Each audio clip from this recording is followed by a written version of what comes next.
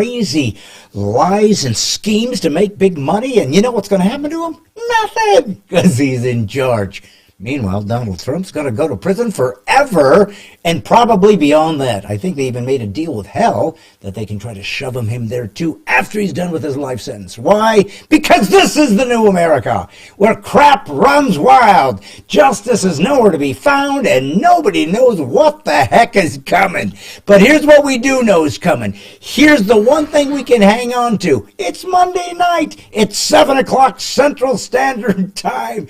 And it is me, God's comic, Brad Stine, not up on stage doing his funny rap-a-pa, not doing his silly little facial gestures or jumping off the stage, not doing my old classic routines or coming up with something new and fresh. No, it's me on my podcast telling you what's going on in the world, mocking everything I possibly can, and trying to seek to help you understand that if there's one thing you better do, it's laugh while it's legal, because that's where we're at, folks. But listen, don't give up hope. Don't quit.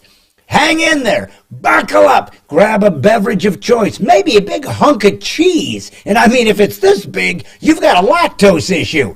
Nevertheless, we're here. I'm live. My son's here, still coughing like he's got tuberculosis. What more could you want? It's Monday night. This is Brad Stine Has Issues, and this is my song.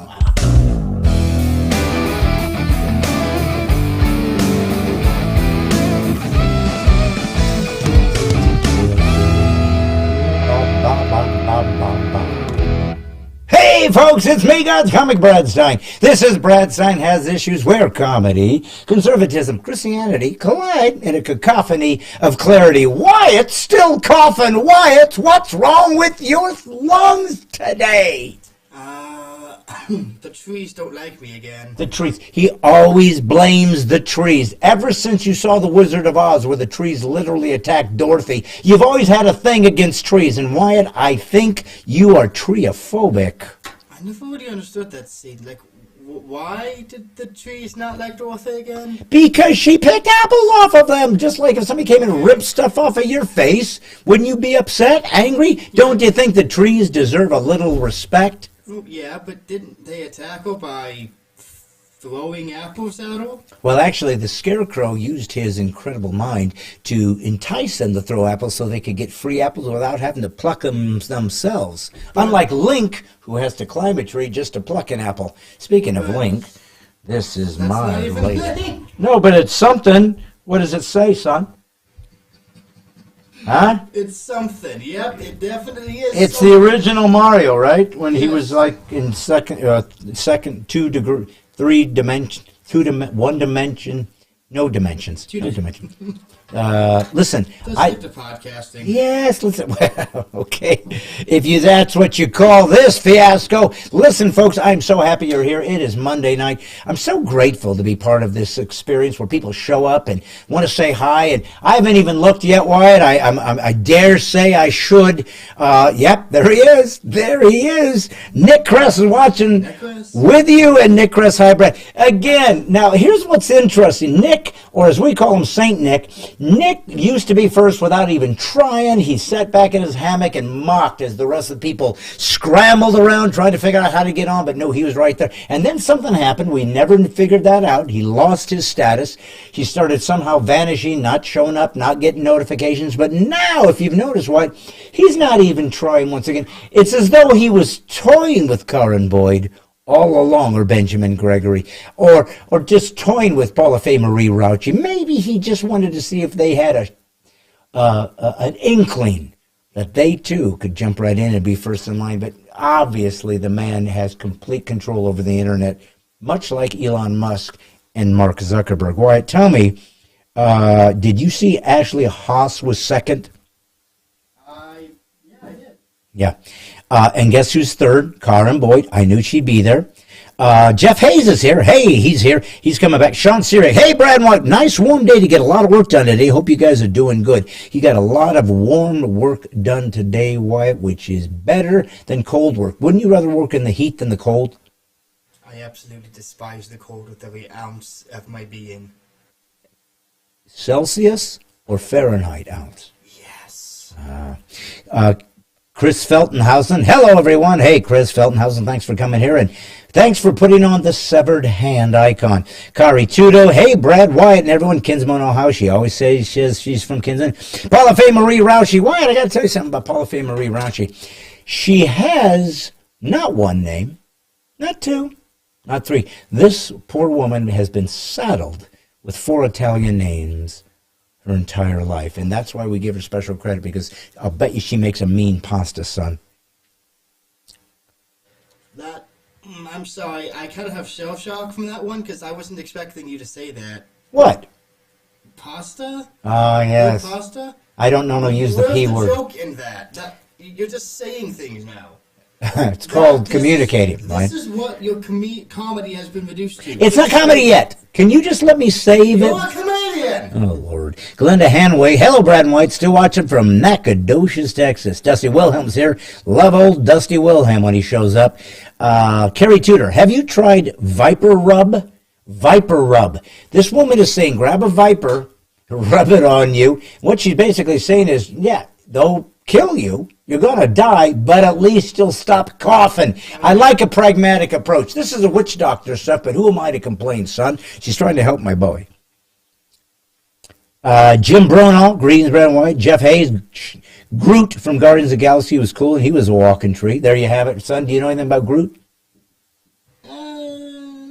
Yeah, you're not. I'm not really much of a movie fan, unless it's a comedy. Yes. In which case, I'm all for it. Oh, yes. Let's see. Anybody else new? Let's see. Nick Crest Mario to Warp Zone. I don't know what that means. Warp Zones are basically like one of the most common, well-known things about Mario. Oh. On the second level of World 1, Yeah. there's a secret area you can access if you go above the stage. Okay. That lets you warp to other levels. Okay. You mean like going down the pipe? No. No. I I don't remember the song. But that's not it. Not a pipe? No. Not a pipe warp? Well, it is pipes, but it's not the one you're supposed to go down. Okay. If you find a way to get over that pipe and go past it, you'll end up in a second area that has 3 roll pipes that can get you all the way up to wall of like 4. Okay. And, Okay. and like, ever since then, for the most part, every Mario game has had that warp zone in the second level of the first world. I see. Well, the last thing you want to do if you haven't learned this in your life is go down the wrong pipe. I guess not, but it usually labels what they take you to. So. Force Beanie! Hello, Brad and White. Have a great show this evening. How do we not have a great show this evening? Your name is Force, your name is Beanie, and you're right here with us. Why wouldn't we have a great one? Thomas Peden, bless you folks for doing this. I don't know, Thomas. Is he a new guy? Maybe. I wouldn't know. I don't pay attention to names. Can we block him? Mods, get on that, please. Okay. Rebecca DeLore. No, I'm just joking with you, Thomas. Thanks for showing. Rebecca DeLore, held from Bellefonte, Pennsylvania. Gianna Sizemore's here. Louis Leon. Hi, Brad White and friends. Why are you yelling? Let's see. Karen Boyd. Okay, Brad. I don't know what she's talking about. Let's see. Anybody new? Douglas Kroll. You demand. Yes, I am demand. Kevin Liggs. Hello from London, Ontario, Canada. I'm so sorry. Let's say a prayer. Father, help the Londonian, Ontarian Canadians survive another day with Trudeau. Even the Lord's going, that's a tall order. Stephen Valentine. Hey, Brad and White. Haven't watched you for a while. I'm starting back tonight. Just got home from work. Busy day. Okay. Love the Mario shirt. Yeah, it's mine. What is it? What? It is my shirt. You have stolen my shirt. Give me back my shirt. Now? No, after the podcast. That'd be hideous. Let's see. Anybody else here? Let's see. Kerry says, no, sir, I don't spell well. Stuff. When you stuff and rub this cream on the chestnut snake, I try to spell that right. Why I listen than what I do. I don't even want to try to reread that. I'm afraid it'll be even less coherent. Wait, what comment? It's, Carrie Tudor came back to tell me why she wanted you to have a snake bite you and kill you. And then she tried to backpedal. I think she was trying to say Vicks Vapor Rub. Okay. Which, how you managed to spell Viper on accident is a topic in and of itself, but... I bet it was that, what do you call it, spell check? Autocorrect, yeah. Autocorrect. Have you ever noticed that autocorrect never misspells autocorrect? Yeah, I'm pretty sure it does, Oh, I think. I was just, I mean, maybe. I was going for an irony. I was going for an irony, and you stepped all over my joke, Juan. See, you asked me to do funny, and when I do, you're stepping all over. It's not funny when you do. You know why? No. Because it's not a joke. You're just saying something and hoping it's true. Well, what if it was? That'd be funny. Yeah. If autocorrect couldn't... one in a million chance that it's true. All right. Like it's like doing social commentary, but making it all up. Sure, it'll be funny if it's true, but odds are it ain't. All right. Well, look, here's the deal. We got a special guest on tonight, and she's been on the show before. Wait, how many... Can you think of how many guests we've had on more than once on Stine Has Issues? 3. Really?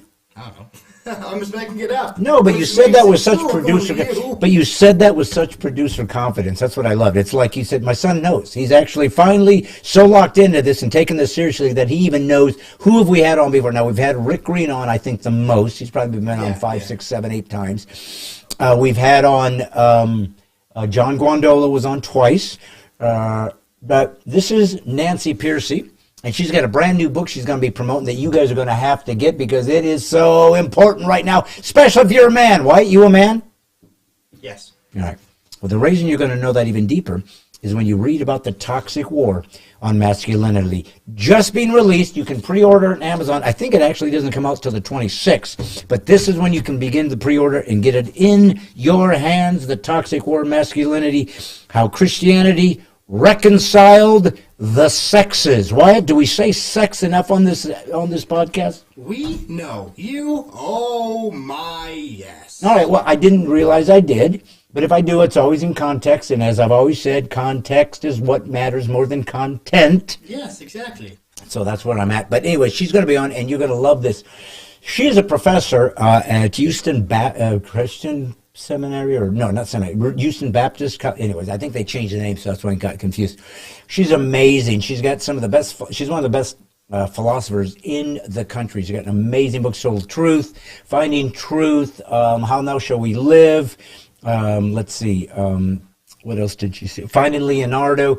Great, incredible, topical issues from a Christian worldview, conservative worldview. She's just brilliant, and you are going to want to get the Toxic War on Masculinity, and we're going to be talking about it with her tonight. But before we get to that, Wyatt, I got to ask you, a lot of people who are on tonight have not been on with us before. For example, Kevin Liggs. Even the good Lord can't get rid of Trudeau, just like he can't get rid of Trump. Nobody can get rid of nobody. It's like it's a plan that's been percolating for thousands of years, White, and I think you're in on it. I'm in on it? Yeah. You think I'm just some mastermind in the shadows, putting all the strings and making everyone's life objectively worse for no other reason than I find it hilarious? Because I'm not. That sounds like a devious plan, though. It is, and that's how they get you. That's how they get you. Okay. You see, Is that how we're going to talk now? Like we're Swahili? Hey, don't you just the Swahili? They've got a pretty interesting language, I think. I don't know. I don't know what it sounds like. I've never listened to it. You know who they don't talk to? Trees. Carrie yes. Tudor. Donkey Kong! It says, first, what said Donkey, then with Luigi jump around killing Ghost before Pac-Man hit their heads on pips in game with what I had? Is she going to continue to speak like this the whole time? Because, Wyatt, I feel like I'm having a stroke every time I read her. I don't understand what she's trying to say.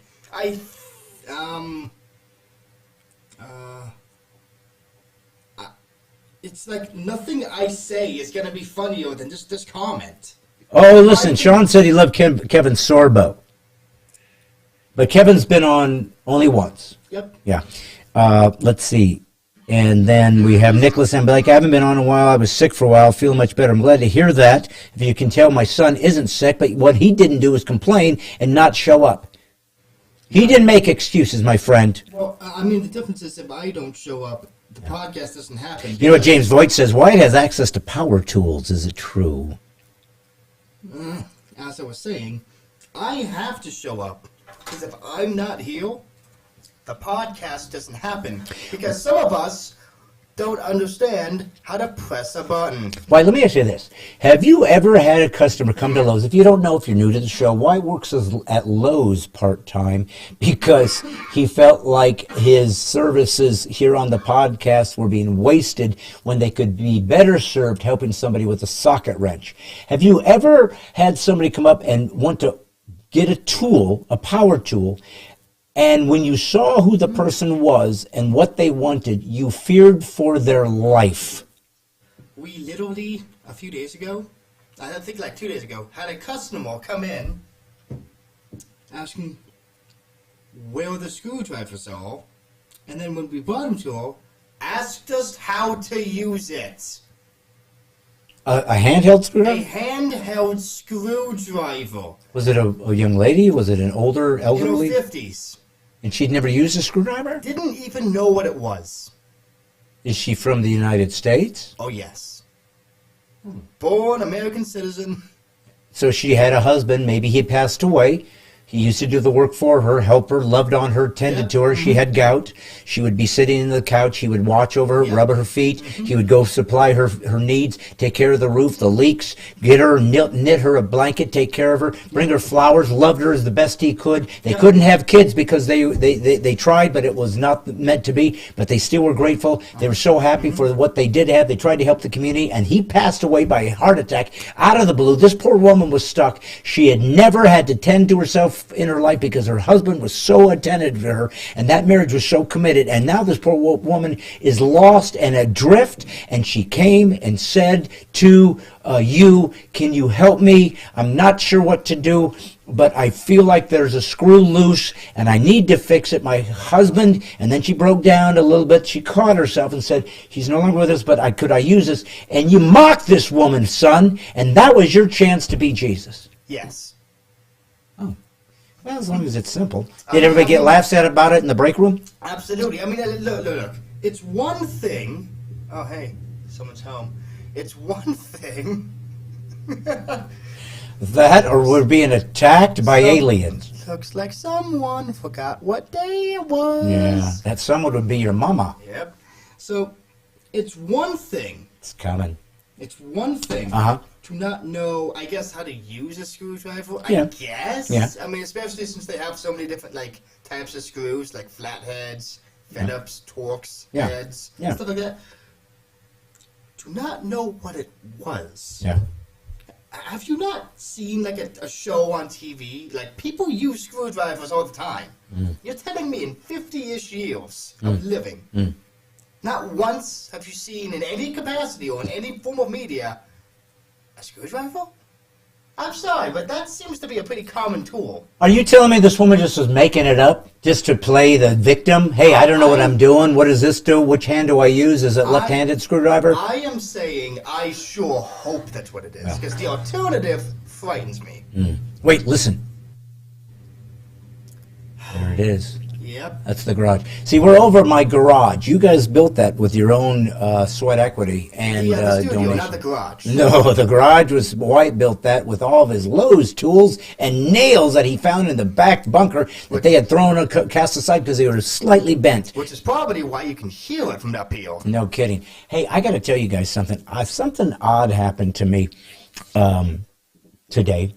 I was looking at my Facebook, as I do, and I came across notifications. That notification is the thing that they're supposed to send you guys whenever the podcast starts, so you know it's here, since I have 400,000 followers, and you never get it, and half of you don't know how to get here if you could, because I'm shadow banned, and they just ring my ability to outreach into a small, tiny circle, and that's the game. I don't own Facebook, so I can't make any calls. But I saw a notification, and somebody had attached it. I don't know if I was attached to it, or if they, what do you call it, when you attach somebody's name to it, to a thing, and you send it? When you... Hashtag? Is that what it is? Hashtag? Yeah, when you, oh gosh, what is that? This is on Twitter? It was Facebook, but what's a hashtag, right? You just hashtag something? Yeah? Hashtag something? It's, oh, come on, audience, help us out here. What's it called? It's, I don't know. Tag? I think it's tagging. Tag? I don't know. Tag. It seems kind of on the nose, though, if it's a hashtag. Yes. Tagging them. Well, here's the deal. I found this thing, and I looked it up. I didn't know what it was, and it said, well, this is from Brad Stine's most famous album, Put a Helmet On. It's not my first, and for those of you who really are fans, you would know what my first album was. Do you know what my first album was, Wyatt? Prior to Put a Helmet On? Honestly, I know it was like a cassette, but I forget the name of it. Right. Should I say? These are my people, right? No. We give the audience a chance to guess, yeah. and then we show them how wrong they are. I got it. The first person that comes up with my original album gets this shirt. Wait, hold on. I don't think I particularly agree with that decision, but You don't love our people? I mean, I do. It's just, that shirt. Just means a lot to you? More than it does to you. That's for sure. If you're going to send it off to the first person who can guess an obscure fact about you, well, I'll tell you what. You could probably figure out in 2 seconds on our Wikipedia. All right, I'm not going to give away your shirt. That wouldn't be cool. Thank you. But I will say this. No, your shirt. Give away all you want. Just not mine. Just not mine. I understand. Are you sure? Because I you seemed very adamant about setting off my shirt. I'm not sending your shirt anywhere except for down a pipe and up the, what's it called? I don't know. We talked about it for 5 minutes. The thing they go Hashtag? to. No, what Mario goes to on the second Pipe. level. Second level. Warp pipe. Anyway, Sheesh. How do you mess up a callback that badly? Because I don't pay attention to... Yeah, I figured. Yeah. But I'll tell you what I do pay attention to. I pay attention to when somebody takes a segment of one of my routines, and this, by the way, was not a comedy routine. In Put a Helmet On, White, there was a gospel presentation. It was something I felt like I needed to do because I didn't know this was the first album I was really going to put out into the Christian community, conservative community. So I wasn't sure, what is my career going to look like? I had no idea how many albums were going to be made. I had no idea what material was coming. And that's the amazing thing about your career as a performance artist. You look back on it and see your body of work, but at the time when it was happening, you didn't know what was coming. You didn't know what new material you were going to write. That's kind of the fun and the excitement of being an artist. New stuff's going to come out. But I thought to myself, I got to do at least one time. I have to talk about Jesus as God. I need to decide if this is what I believe, it's true, then I need to explain to people why I think it's something you might want to consider. And I wanted to add that to this album. It was filmed at Thomas Road Baptist Church, which was Jerry Falwell Sr., the original guy, moral majority guy. It was at his church. He was in the audience with his wife. The pastor there now, his son was running the cameras at that time, and now he's the lead pastor because he's passed away. But anyways, and I thought this is the perfect time. I'm going to do this one routine about why you might think the Bible might be worth thinking about, why Jesus might be worth considering. Obviously, it's going to take faith. Obviously, anything that deals with the transcendent, you're going to have to make a leap, not get rid of your intellect, but add it to this sort of mysterious world where God would inhabit. And so, how does one assess? Is this true? Is it not true? So I decided I'm just going to make this sort of general observation as to why Christianity is unique and different. You might want to give it a look. Well, people enjoyed it. People have appreciated it over the years. This guy took this routine of mine and he animated it. Didn't ask me, he just did it. And it's kind of cool. So I thought, you're my people. You show up on Monday nights. You're my podcast. People come up, they share it. They share this. I hope you do. I hope you're tagging me and following it.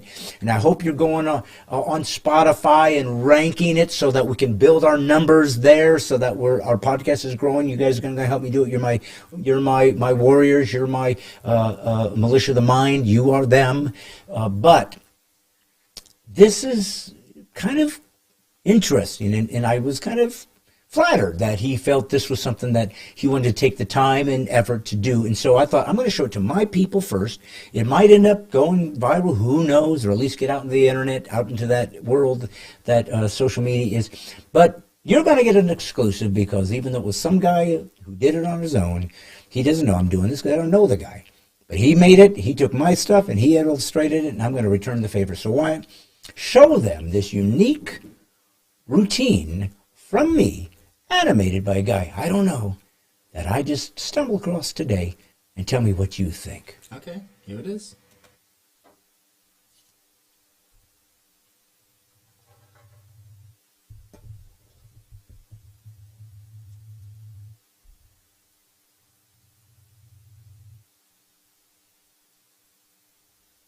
I believe in him. And there's a lot of people that don't, and he gives you the right to do that. But I just want you to know that faith does have purpose and value, and it can be used intellectually. And people say, yes, what's the difference? You know, the Bible's just another book. No, first off, that's wrong. The Bible's not a book. The Bible's 66 books. 40 different people wrote it. Over 1,500 years. There's never been a book like that in history. Ever. Does that make it the Word of God? No. It just means it's worth considering, because there's never been a book like this. Gives you some reason to consider it over the others. Well, how about history? For hundreds of years, archaeology has used the Old Testament and New to find... I mean, I've been turning the mic on for the past, 2 minutes. Okay, well, there I am. Okay, so here's what happened, folks. I had a dream. It's a crazy dream. It goes like this. One day, I'm going to have a podcast that my son runs, producer, button pusher. And he's going to actually accomplish the exact thing I had hoped for, the exact thing that I had said, son, if I send you this, can you put this out there? And he said, of course I can, Father. This is my specialty. This is my expertise. So here we go. I stick it out there, and I'm excited. And I do the big intro off the cuff, and I'm set it up, and there we go. And he just sits there smugly out in his little producer corner as though it's running smooth. And he's poor old man, this stupid old guy that doesn't know how to run hashtags and even turn on his iPad. I'm the buffoon. I'm the rube. Nevertheless, I'm staring at the iPad because I'm watching it happen 10 seconds after you guys do. And it's not coming on. And so I start trying to talk to the folks, assumed my son, who's the producer, could see that it wasn't coming on. He'd fix it. He didn't. And he turned my mic off, so I couldn't talk to y'all. So now, not only do I look stupid, I sound stupid. And sure enough, here I am, babbling away, hoping that by stalling and making a joke about the incompetence and the glitch that is inevitable if Wyatt's at the helm would somehow get repaired in the interim. And you know what I've discovered? No! He can't fix it! Okay, look. The issue is you wanted me to do an overlay for one of those later sections. Yeah? And doing it requires a very specific setup for software. Okay, so let's just cut to the chase. Are we going to be able to see the clip?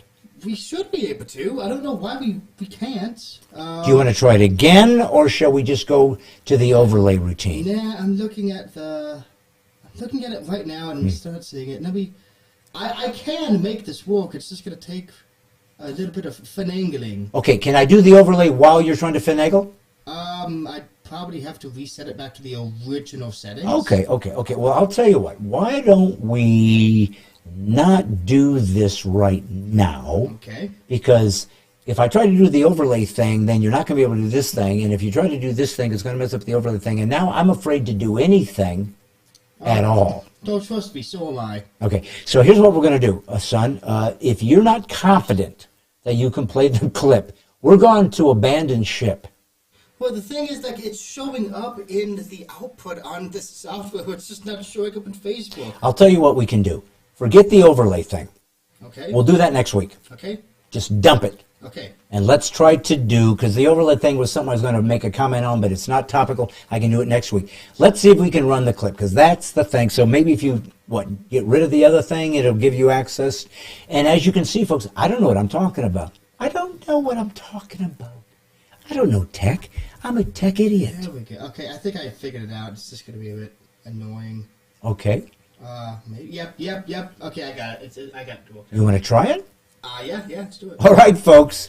Sorry for all the inconvenience. Sorry for the buffoonery. But hey, Stine has issues.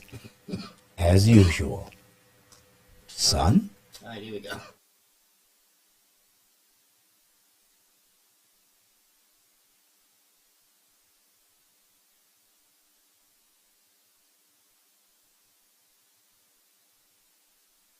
I believe in him. And there's a lot of people that don't, and he gives you the right to do that. But I just want you to know that faith does have purpose and value, and it can be used intellectually.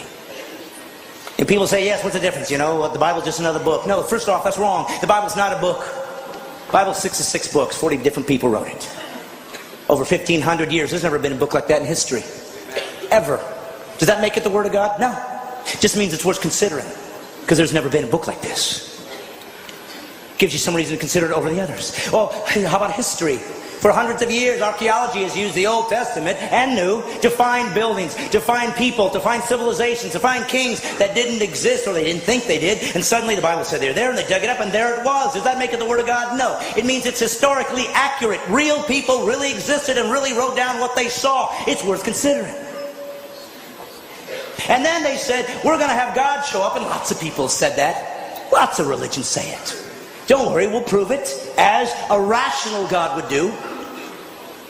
I will do prophecies. I will show that I'm not trapped in linear time, that I can see beyond where you are. I will give prophecies to tell you what the guy, when I show up, when God appears on earth to reveal himself, I'll show you what he's going to look like. Over 300 prophecies. And then a man showed up one day named Jesus. And he said, I'm that guy. And he fulfilled all 300 prophecies.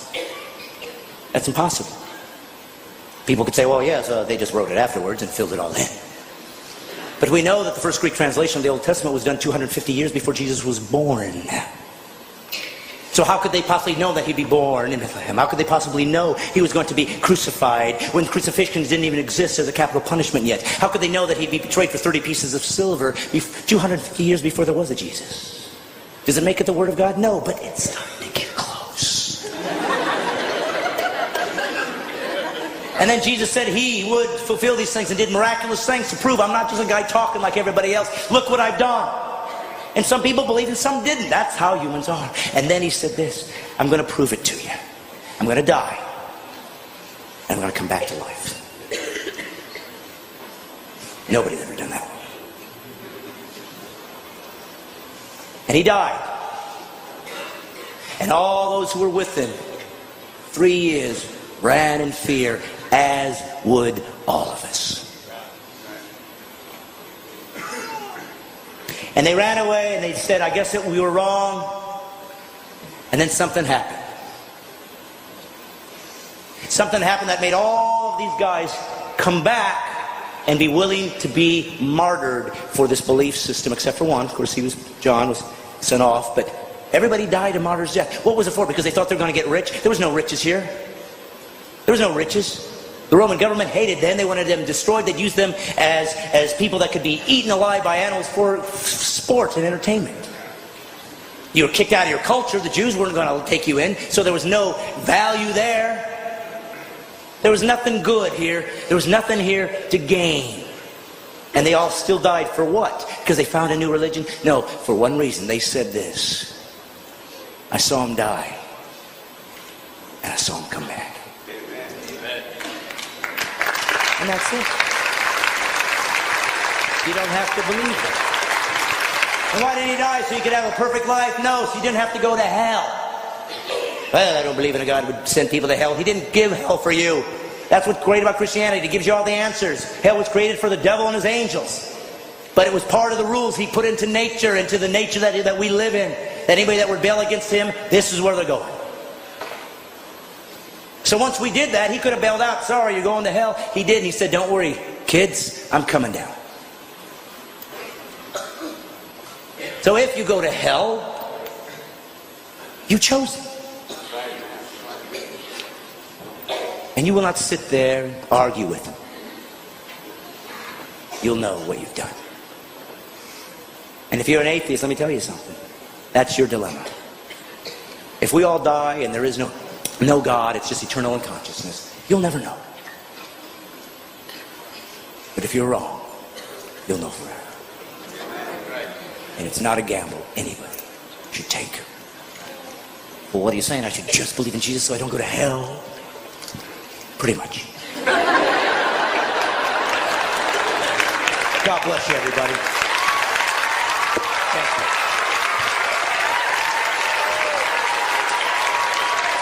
The truth is marching on.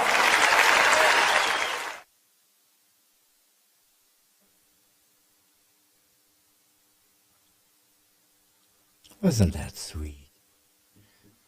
I don't think I've ever been animated before.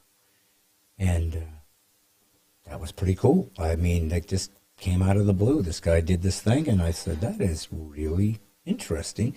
And I thought it was pretty well done. I mean, I don't know how to animate. Why, do you know how to animate?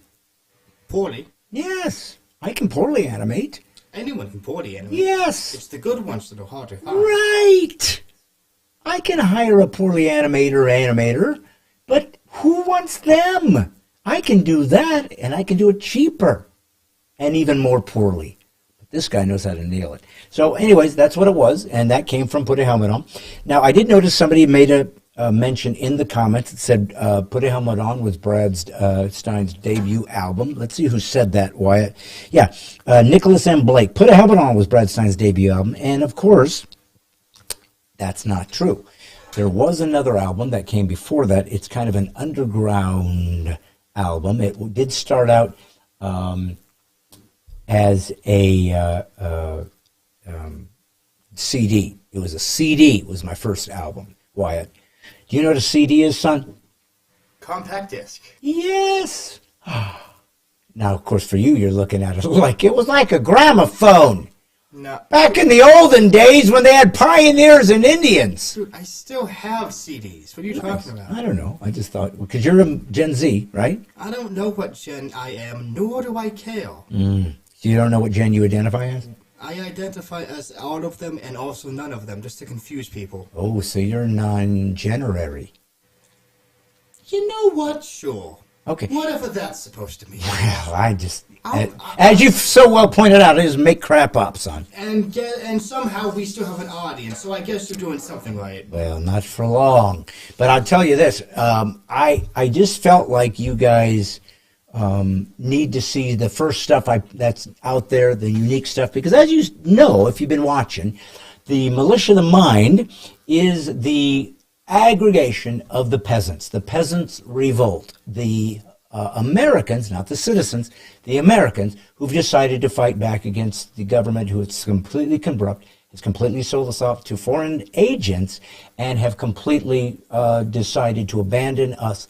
Justice, fairness, the Constitution. It's not hyperbole. It's not rhetoric. It's really where we are. So, laugh about it, cry about it, whine about it, fight about it. I don't know. What I do know is this. I have an obligation to speak truth. I have an obligation to defend the nation I was given because it's my home. If I was in China, I would defend my faith in China, though I would not defend the Communist Party.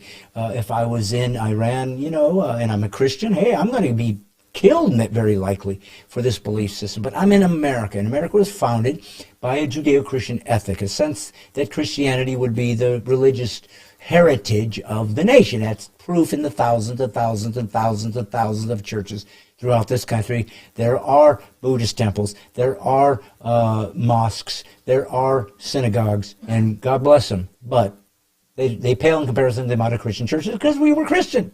We were formed by Christians. We're not a theocracy, obviously. Don't want one.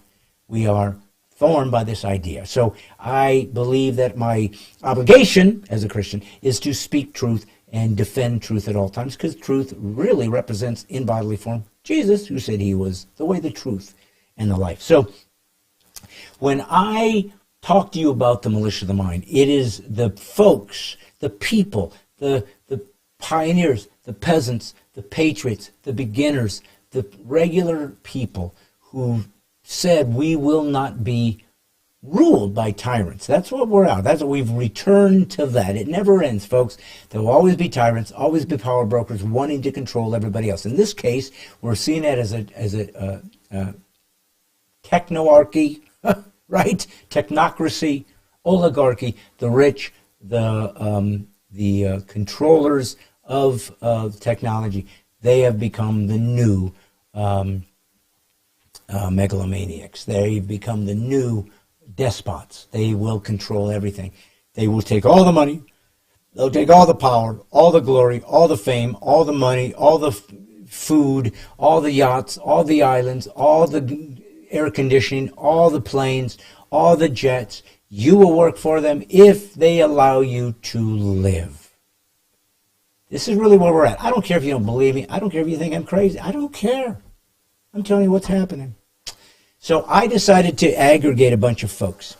And I'm going to actually talk to a lawyer who deals with religious liberty cases. We're going to interview them and bring him on because they're going to be part of the militia of the mind. I told you I'm going to get a bunch of folks that deal with these issues, whether it's patriotism, the Constitution, biblical citizenship, religious liberties, CRT and or any type of extremism in America that's trying to destroy and disrupt us. So you can educate yourself by subscribing to the Mighty 10,000. That is who's going to donate and fund the launch of this peasant revolt into America. It's $3 a month. $36 for a year. Some of you have already jumped in. You're already in. You're going to be there. And we're developing a Militia of the Mind logo so we can have the t-shirts.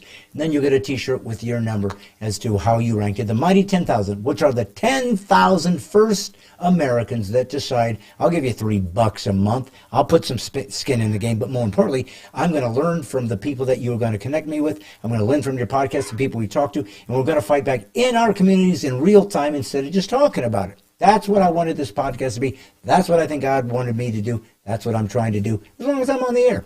When you fill it out, you'll fill out your email. I'll have access to you. So if I ever get blown out, I can maybe contact you one way or the other. We're going to do a live event. We're going to have opportunities for you to come and watch actual interviews that are happening live, where you can ask questions. This is what I'm trying to create, folks. Just me. Just a comedian. I don't have a machine behind me. Don't have anybody else working with me. None of the other conservative groups out there wanted to partner with me or connect with me. It's just me and God, my son, trying to see if we can raise an army of people who have more desire to fight for liberty and freedom than to complain and pretend that it's not happening, and to do nothing and to be victims. That's not what I'm looking for. I'm looking for people who are truly believers in God first, in their family, in their freedom, and their liberty second, and then, of course, in the United States to remain free. That's what I'm shooting for. So if you want to do that, just say, I want to join. Say it right here, right now. Say, I want to, and listen to me, guys. I don't know how to do this. As you know, I'm an imbecile when it comes to this stuff. But you guys need to take and tag, or whatever you call it, these podcasts. You need to send them out. You need to share them with all your friends. You need to get them out so we can try to grow it into something. It won't work if the people don't come together and actually participate. Because I'm trying to see if we can give you some power back. Maybe I can't. I'm not pretending this is going to be the cure. It might not go anywhere. All I can promise you is I'm going to try. That I promise.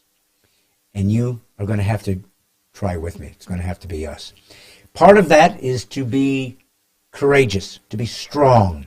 And that usually associates with masculinity. Does that mean, am I saying that women can't be strong? Of course not. Am I saying that women can't be leaders? Of course not. But have you ever noticed lately, Wyatt, how so many of the movies, especially the action movies, have a female lead now? Oh, yeah. And she comes in and she beats up all the men.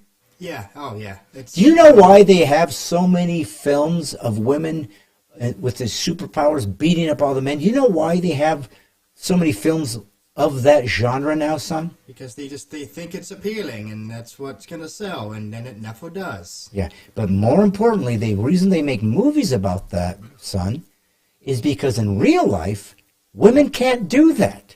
They would be destroyed by just some half-wit man who's stronger and more powerful than her.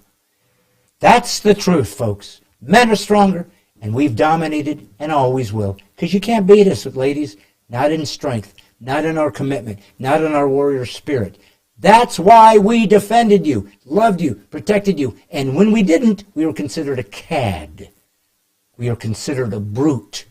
We were considered less than a man because we laid down our power to defend you, not to abuse you. And those who do abuse women deserve to go to jail and to be punished because they abused the power of the warrior spirit God gave them to not defend the woman, but to, in fact, wreak havoc on her. Now, women, without you, we couldn't survive. Without you, you are our balance. You are our love. We look to you to lift us up, make us feel good about ourselves, make us feel like we're getting somewhere. We need your approval. You completed us. God said, you're not done yet. I made a woman. Now you're one. So never would I not say that women have absolute equal access to God and his how he had made you and that we're equal. But obviously in some areas we're not equal. And when it comes to strength and warriorship, that's a man's domain. It's how we're made. It's how we roll. And interestingly enough, Nancy Pearcey, a woman, wrote The Toxic War on Masculinity. I love the title. We have toxic masculinity has been a bandied around term to diminish and demean men's masculine attributes. So she kind of turned that into the toxic war on masculinity, how Christianity reconciles the sexes. So this book, and it's brand new, you can go to Amazon right now, pre-order it. I think it doesn't literally hit the stores till the 26th. I got a copy first because I wanted to read it so I know how to talk to her about it, but to show you what it looked like. Get it. Anything by Nancy Pearcey, get it. If you want to be part of the Mighty 10,000, if you want to be part of the militia of the mind, you have to start reading, studying, preparing yourself mentally to defend your faith, your family, your culture, and your character. This is what it means to be part of the militia of the mind. And to be Mighty 10,000, you'll be the first 10,000 that jump in and launch this. Anybody that comes after that will be welcomed and appreciated, but they'll never be a Mighty 10,000. Only those who jump in and do that will do that. So tonight we're going to jump right in to an interview with someone you've had once before. Everybody loved her. And they reached out to me when she was coming out with a new book and said, we want to get back on your show. I was so honored. It's the first person of note, and she is very well respected in apologetic circles, philosophy circles. Reached out to me, said, hey, we want to be on your show. We love what you're doing. So maybe, just maybe, guys, we are growing. Maybe this is making an impact. Maybe we're actually getting out there. And you guys, of course, make it happen. So this is who it is. This is who you're about to listen to, and you're going to want to get the book. But listen to this amazing understanding of masculinity and the crucial need for men to retake America, retake masculinity, retake freedom like we were destined to do all along. Enjoy this interview with Professor Nancy Pearcey. Well, guys, as usual, it's God's comic, Brad Stine, and this is, in fact, Brad Stine Has Issues. And who else would it be? Why would I let somebody else on my program? Too much money involved. Royalties. I can't be letting just any old vagrant come on and do my show, so I'm doing it. And I'm doing it with somebody special. I'm going to embarrass her a little bit. This might be one of the first guests, and I've had a lot, that I was a little bit of intimidated the first time I had her on, because I really, really respect this woman's work. She's a philosopher, an apologist, and a theologian, and she's lots of things. But most importantly, as you guys know, if you've been watching my show, I am an autodidact. That's how I learned. Never went to college. Everything I know was through my own reading, study, and contemplation. So I'm not stupid. I'm a fairly smart guy, but I have a way that my mind works, that helps me learn, and that's different than a lot of folks. And so I have inundated my entire life with reading. It's just, I love information. And as I got involved in Christian worldview, when I first started exploring that, I started finding out, well, who's got the information? How can I go deeper than this? And this particular name came about actually through, I'll be honest, through Chuck Colson's ministry. And I came about a book called How Now Shall We Live? And she was the co-author of that book. Frankly, I don't know if she got enough credit for that, but she deserves to, because it was brilliant and very, very beautiful. So for all of my people out there who know that I'm creating a militia of the mind, that we will have to come together as peasants and citizens because DC has sold us out. It is all up to the people again. But that's not unusual for Christians. We've learned a long time ago that if everything else goes south, we have each other and we have God Almighty who's given us the marching orders. So first things first, we're going to talk about her new book that I believe comes out today, June 12th. But I wanted to show you this. If you don't have it, get it. That book has been the bane of the existence of a lot of first-year seminary students because it's something they want them to read, but they should. It's a wonderful, real great foundation for Christian worldview. If you are not a warrior, if you are not learning about your faith, the Bible says you're not supposed to be okay with that. It says you're supposed to be ashamed of yourself. Study to show yourself approved unto God, a workman that needeth not be ashamed, rightly dividing the word of truth. And nobody does it. Nobody does it quite as well as professor, philosopher, and all-around great gal, my sister in Christ, Nancy Pearcey. So I'm going to bring her on here right now so you can see her too. Here we go. Hello, Professor Pearcey.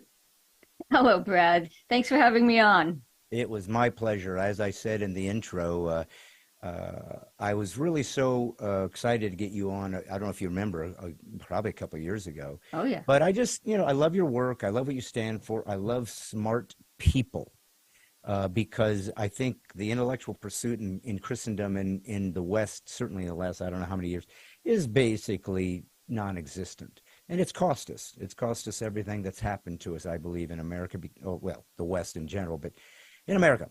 Because there was a time when if you were a Christian, there were certain expectations that you were supposed to understand why you believed what you believed, that was supposed to be a depth and a sophistication to that allowed you to navigate the world with truth. And that seems to have been long gone. But there's people like you that haven't given up the good fight, and so we're bringing out very specific ideas. And that's what I love about you. Can I call you Nancy? Oh, please do. Okay. I just didn't want to be presumptuous, didn't want to be misogynist, not with this topic we're talking about today. But I love your work because it's very specific. You look at cultural issues that are really sort of butting up against the Christian worldview, and you dissect it, everything from the arts and to worldview to identity politics, love thy body, and so forth along that line. So this latest one is, wow. Crucial to what's happening right now. Folks, it's out today, I believe. There it is, The Toxic War on Masculinity. I have this book for two reasons. Every book this woman has written, I've read, but also I got it for free. So those are my two options for getting things.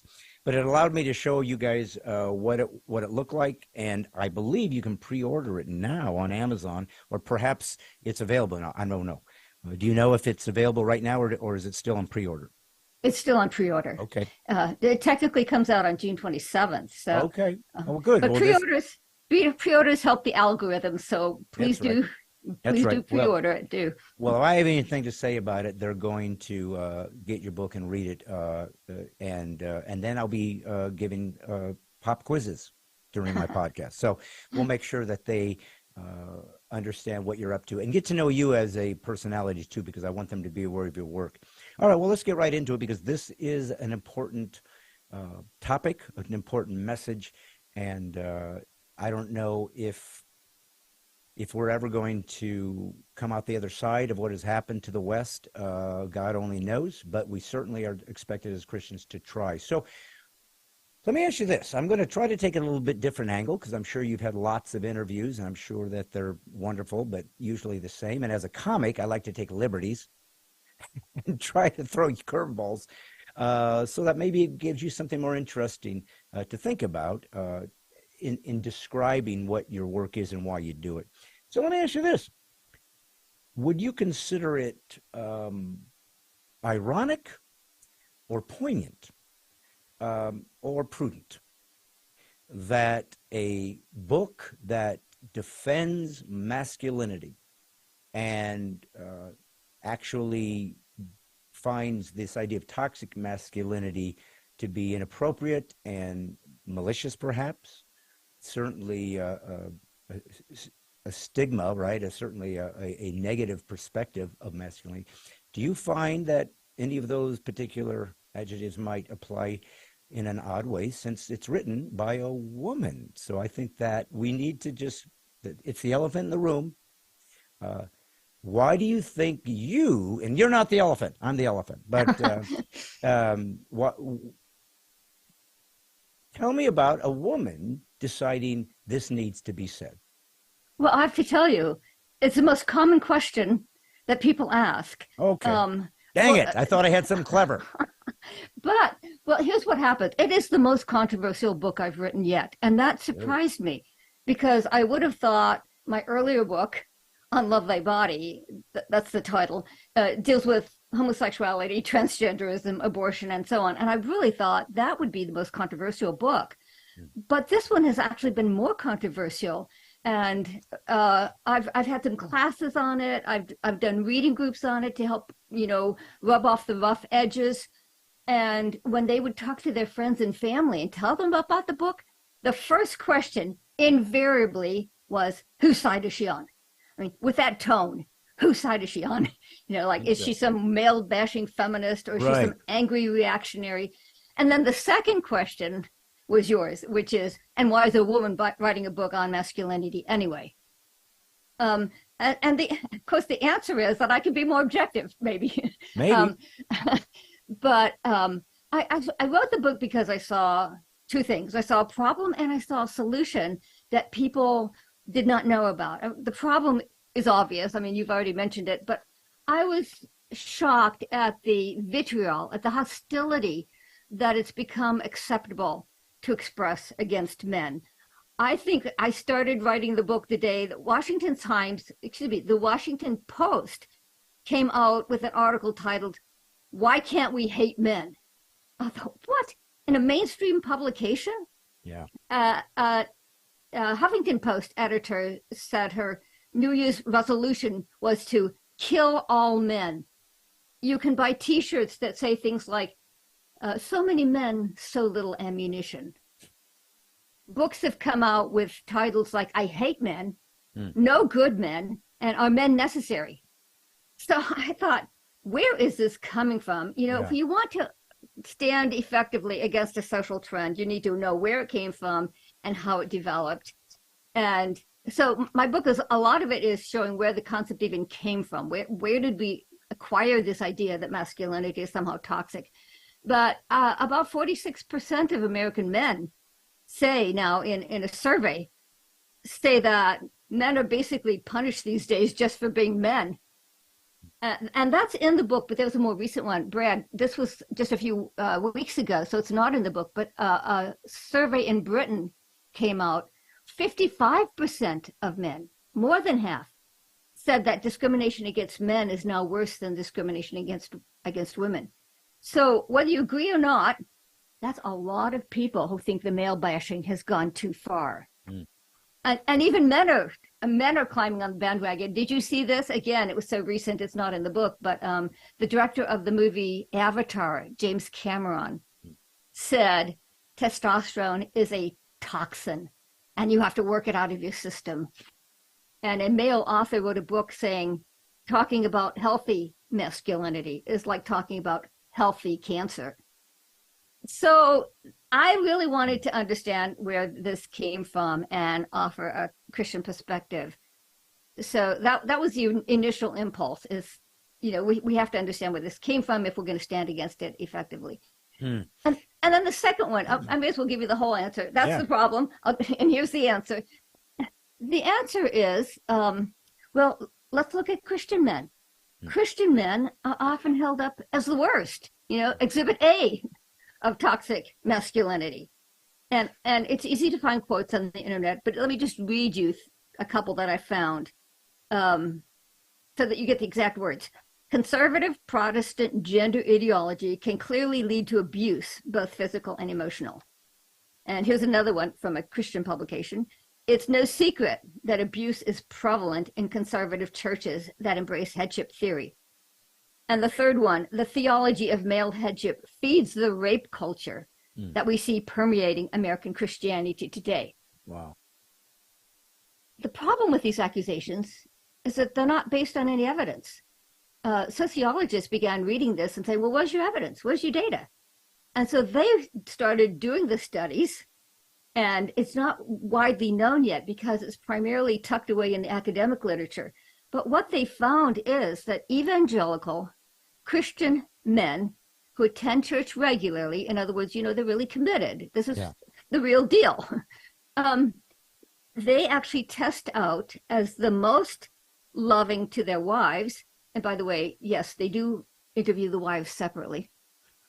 So what they're really reporting is what the wives say. The wives report being the happiest with their husband's level of love and appreciation. Evangelical men test out as the most engaged fathers, spending more time in shared activities like sports and church youth group, as well as in discipline like setting screen time and enforcing bedtime. Evangelical couples have the lowest level of divorce of any major group in America. And then the real stunner, they have the lowest rate of domestic violence of any major group in America. So it's exactly the opposite of what we hear in the media, what we even a lot of times in Christian media.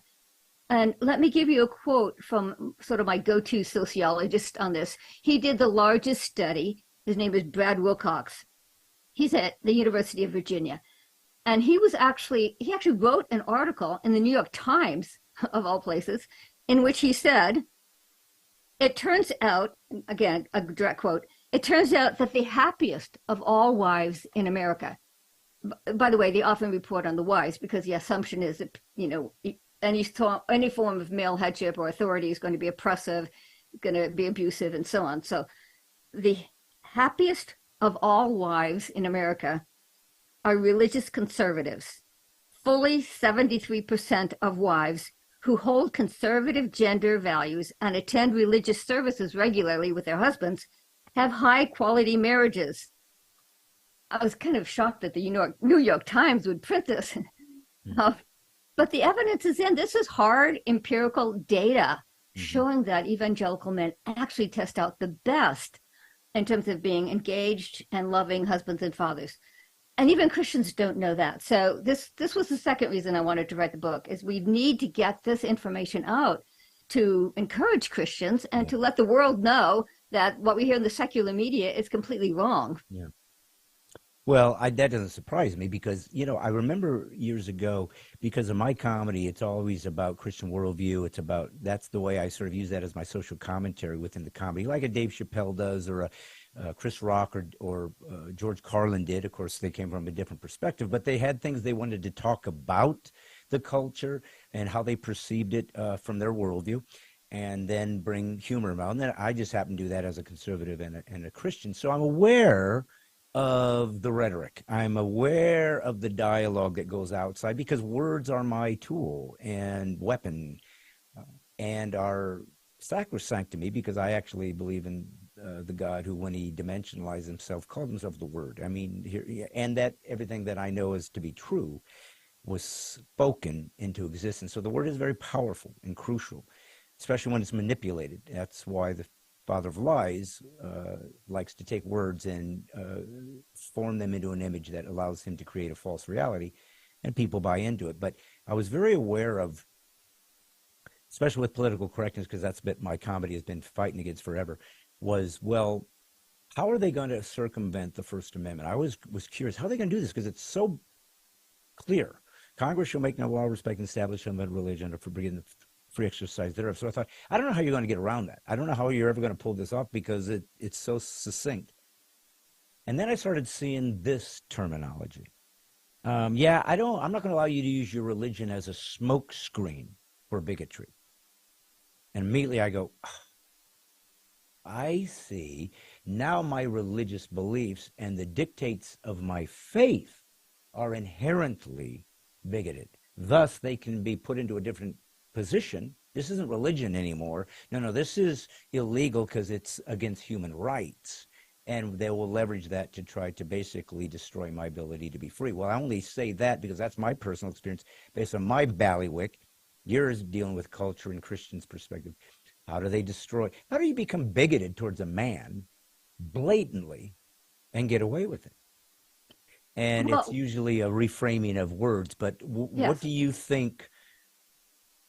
do you think has been their greatest strategy in being so clearly malicious towards men, and somehow this is not only given a pass, but given credibility as though it's some perspective or revelation that we need to give some thought to? Well, let me go back to the sociological data, because there is some explanation of why the negative image of Christian men is out there. You even hear in Christian circles that Christians divorce at the same rate as the rest of the world. In my research, I saw that was the most widely quoted statistic by Christian leaders. And it turns out it's false. It's not true. And here's what happened. The sociologists went back to the data, and what they did is they divided out truly committed Christian men who do attend church regularly.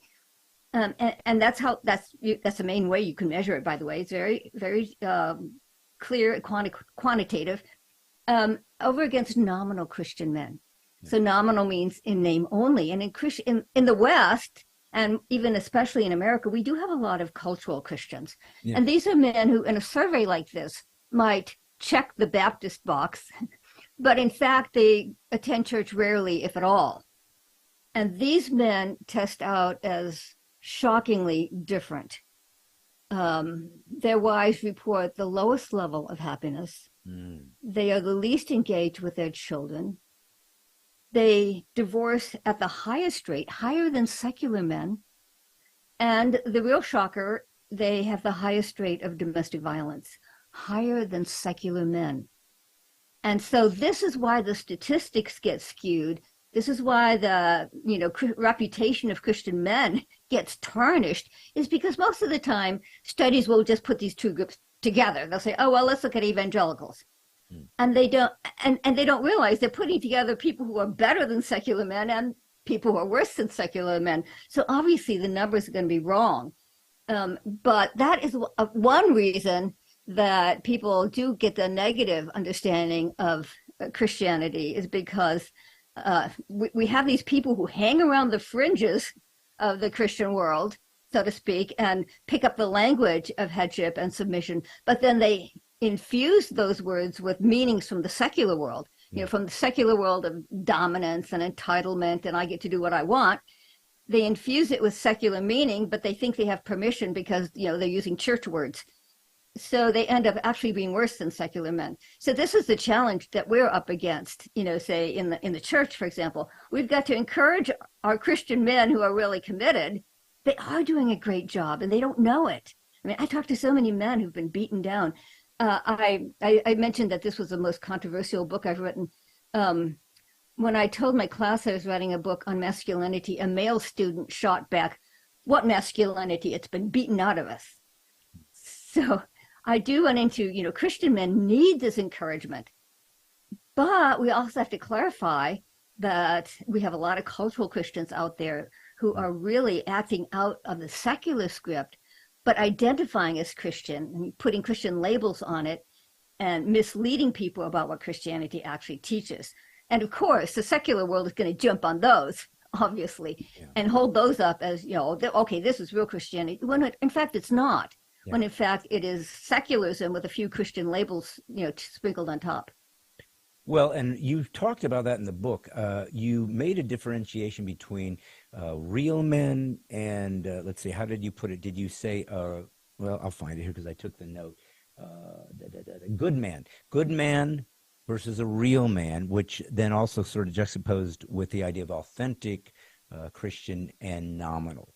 So clearly, there is, just like in politics, the rhino, Republican in name only, I mean, and they do not represent the classic historical foundation for conservatism or whatnot, if we're talking about politics and Republicans.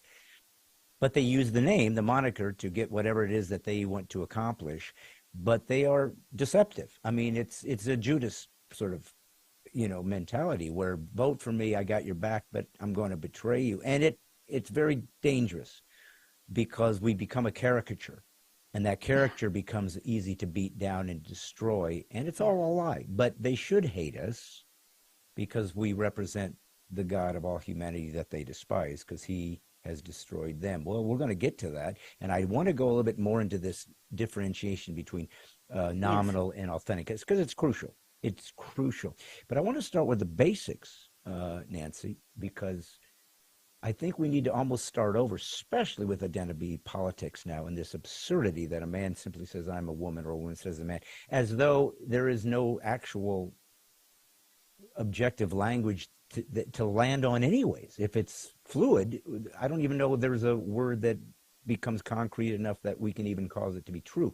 So I don't even know how they get where they're going, because this whole Marxist deconstruction doesn't give you anything to land on. Nevertheless, it's destroying the West. But let's start with the foundation as a Christian, as an apologist, as a philosopher, as an intellect. Let's just start with the basics. What's a man? Well, let me start with where you started, the good man versus the real man, because that is a sociological study that's very interesting. The sociologist is fairly well known, so he gets invited to speak all around the world.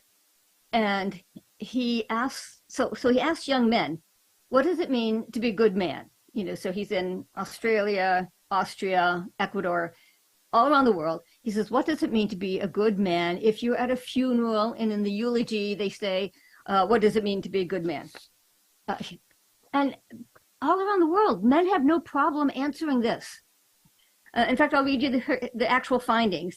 They say honor, duty, integrity, sacrifice, do the right thing, stand up for the little guy. I sort of like that one. Be a provider, be a protector, be responsible, be generous. I mean, men all around the world are made in God's image, and they know what it means to be a good man. I thought that was fascinating. And he would say, well, how do you know that? And they said, well, it's just in the air that we breathe.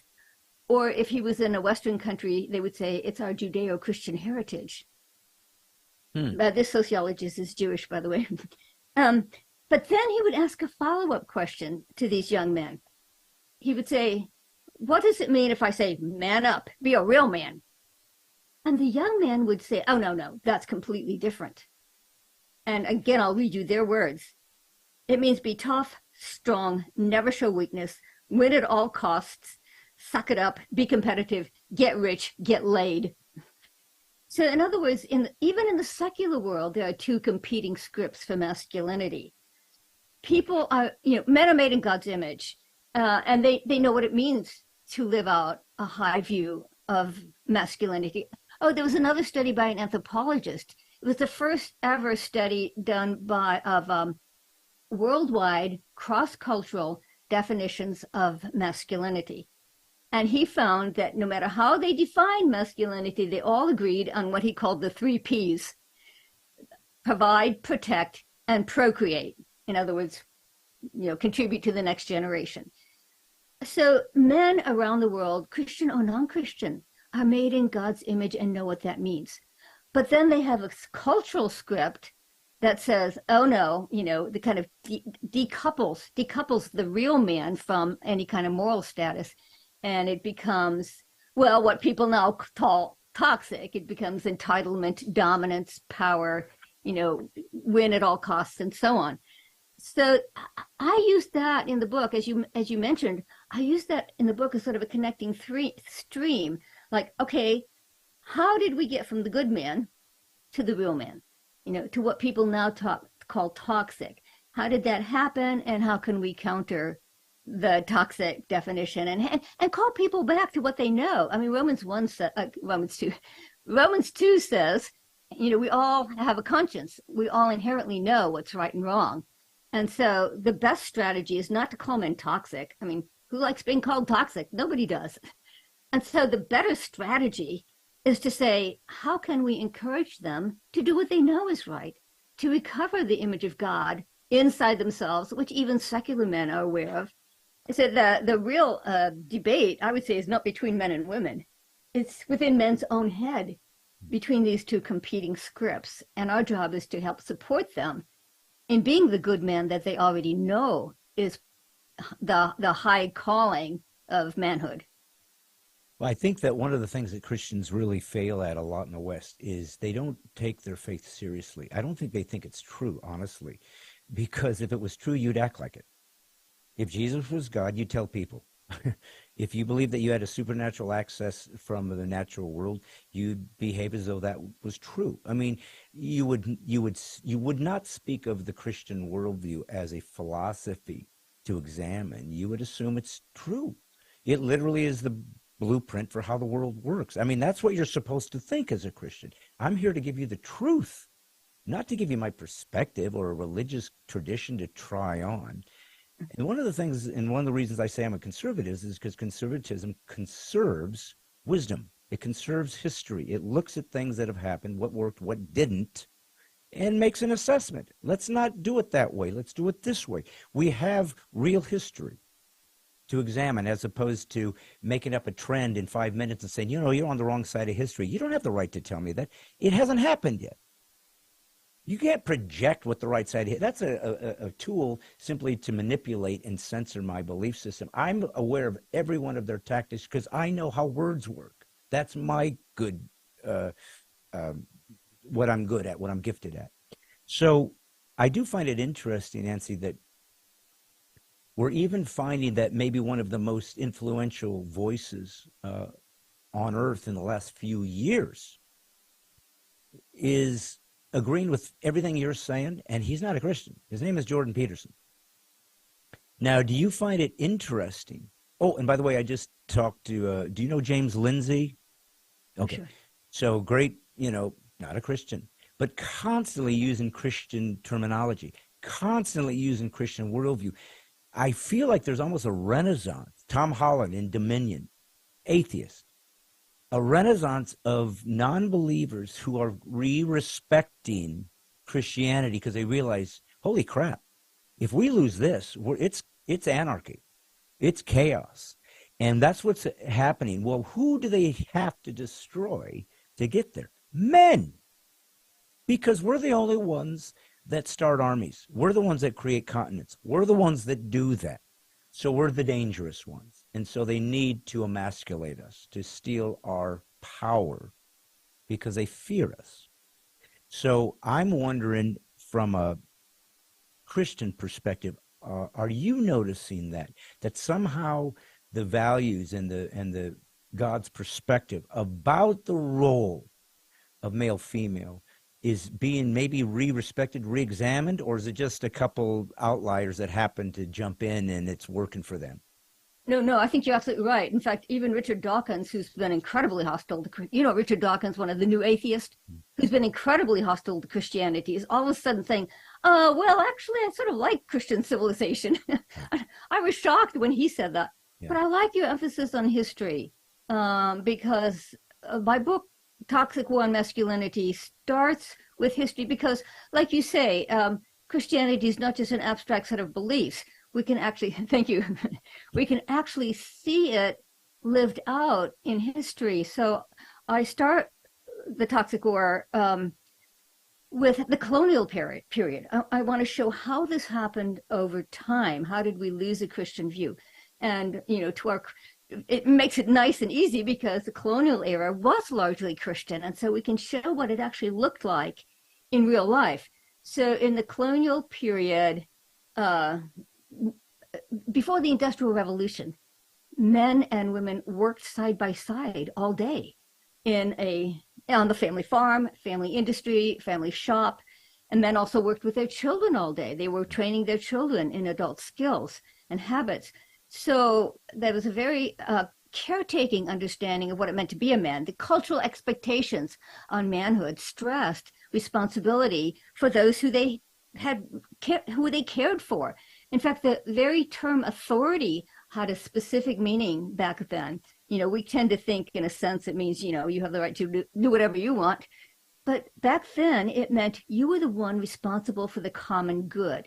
In other words, I look out for what's good for me, you look out for what's good for you, but who looks out for the common good, the good of the marriage, the good of the family, the good of the church, the good of the civil society? That's what authority was for. And the favorite word of the time, a person in authority was supposed to be disinterested, meaning he did not pursue his personal interests. He pursued the interest of the whole.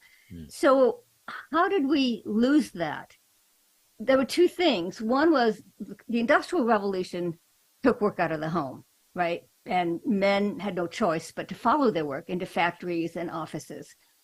And the male character actually started to change, because instead of working all day with people that they loved and had a moral responsibility for, they were working as individuals in competition with other men. And you can see the language changing even then in the 19th century. People began to protest that men were losing that caretaking role, that they were starting to act egocentric and, selfish ambition, and to quote Galatians, selfish ambition, getting ahead, looking out for number one, egocentric, acquisitive, greedy. People began to complain that our men are losing their biblical concept of morality in the public square. And in addition, the public square was also being secularized. The Industrial Revolution also led to a huge public square of business and industry and academics, universities, banks, financial institutions, and of course the state had to grow to oversee all of that. And people began to say that these large public institutions should be run by scientific principles, by which they meant value-free. In other words, don't bring your personal values, your private beliefs into the public arena. Yeah. Which is what we hear today, right? That's when it started. And so men were getting a secularized education. They were working in a secularized workplace. And so, of course, biblical standards of morality and manhood were losing their hold on men's hearts. And people began to say, I'll quote you one. So this was a person who wrote a letter to the editor in the 1900s in a newspaper.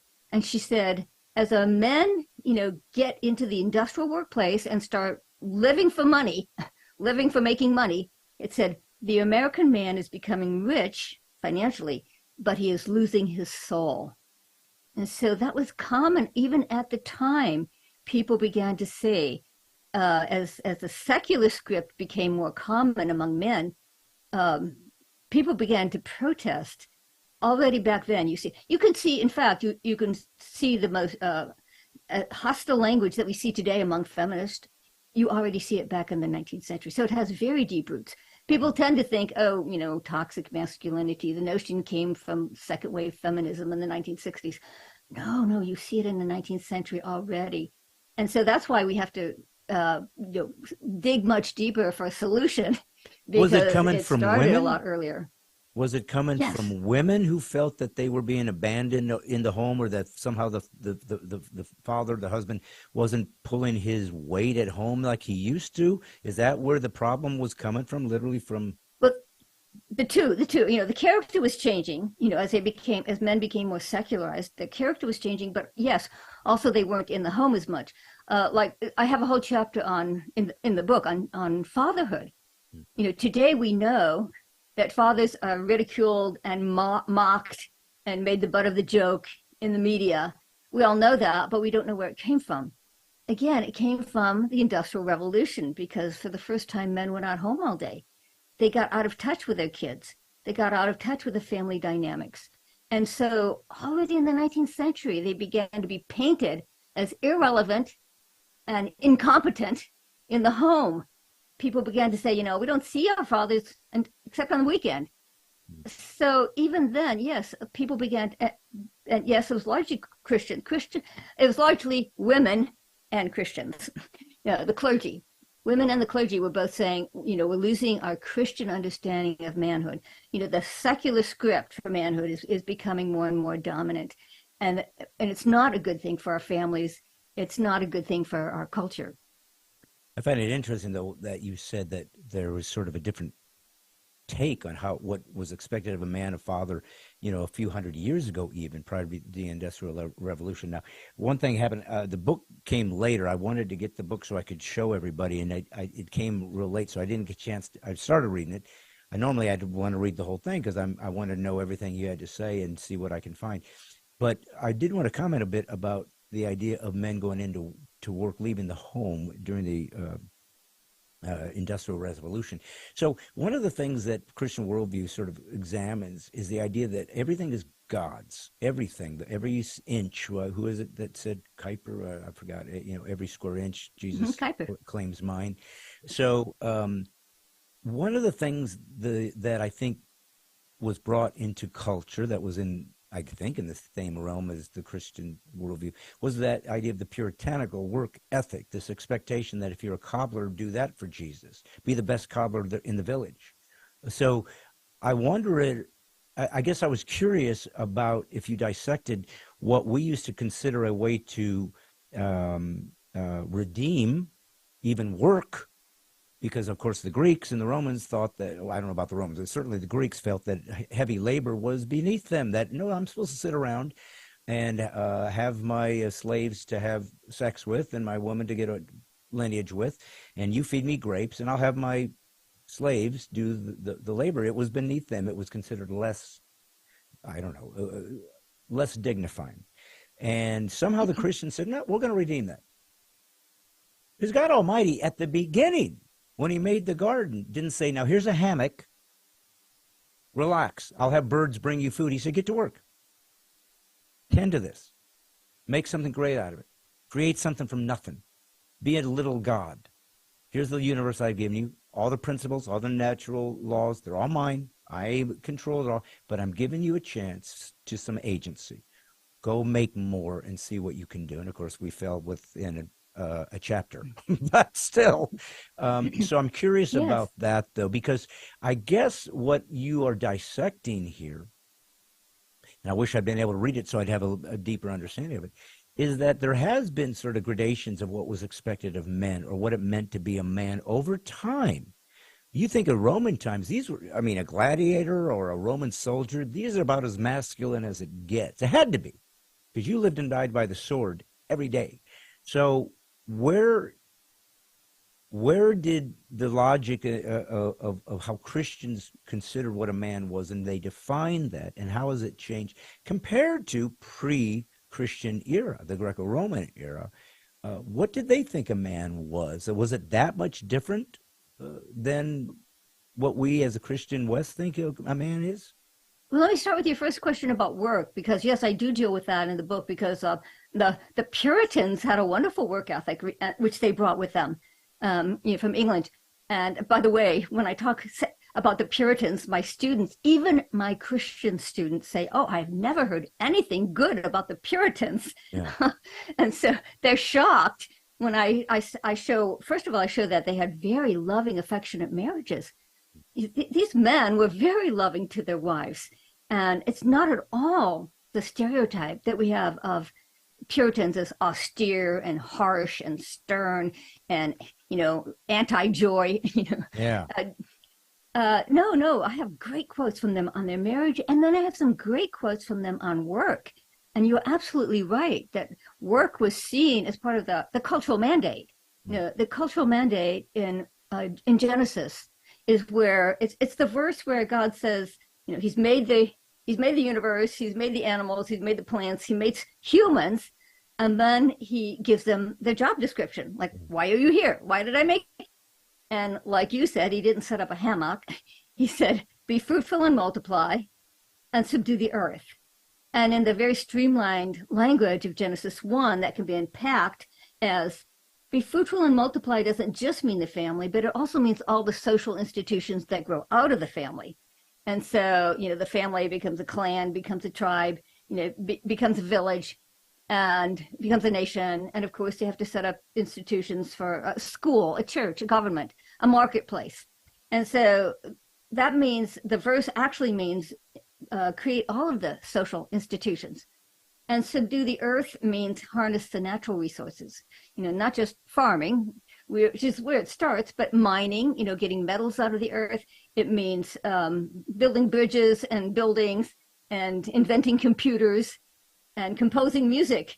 One of my students said, "Oh, come on, I'm composing music and I play the violin." So I said, "What's a violin made out of?" "Wood." "What's the bow made out of?" "Horsehair." So all the transcendent beauty we associate with music starts with harnessing the raw materials of nature. So it's all the arts and sciences, really. So the initial calling for both men and women was the cultural mandate. And that was brought to America by the Puritans, who said, yes, we do all work for the Lord. It's part of our obedience to the cultural mandate. So they had a very rich understanding of work as being something that we offer up to God. And we do. Here's one historian. I love it when you find even non-Christian historians recognizing this. One historian who's not a Christian said, Puritans, or even just the colonial era as a whole, defined manhood as duty to God and man. Boom, duty to God and man.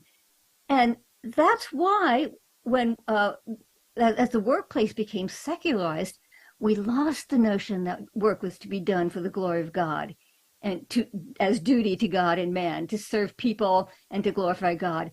And men who are out there working in the secular workplace find it harder and harder to bring their quote unquote personal values into the public arena. And so you're right, that was one of the major ways in which we kind of lost the Christian script for manhood, and our culture was taken over by a much more secularized view of manhood. Starting with the workplace. Well, so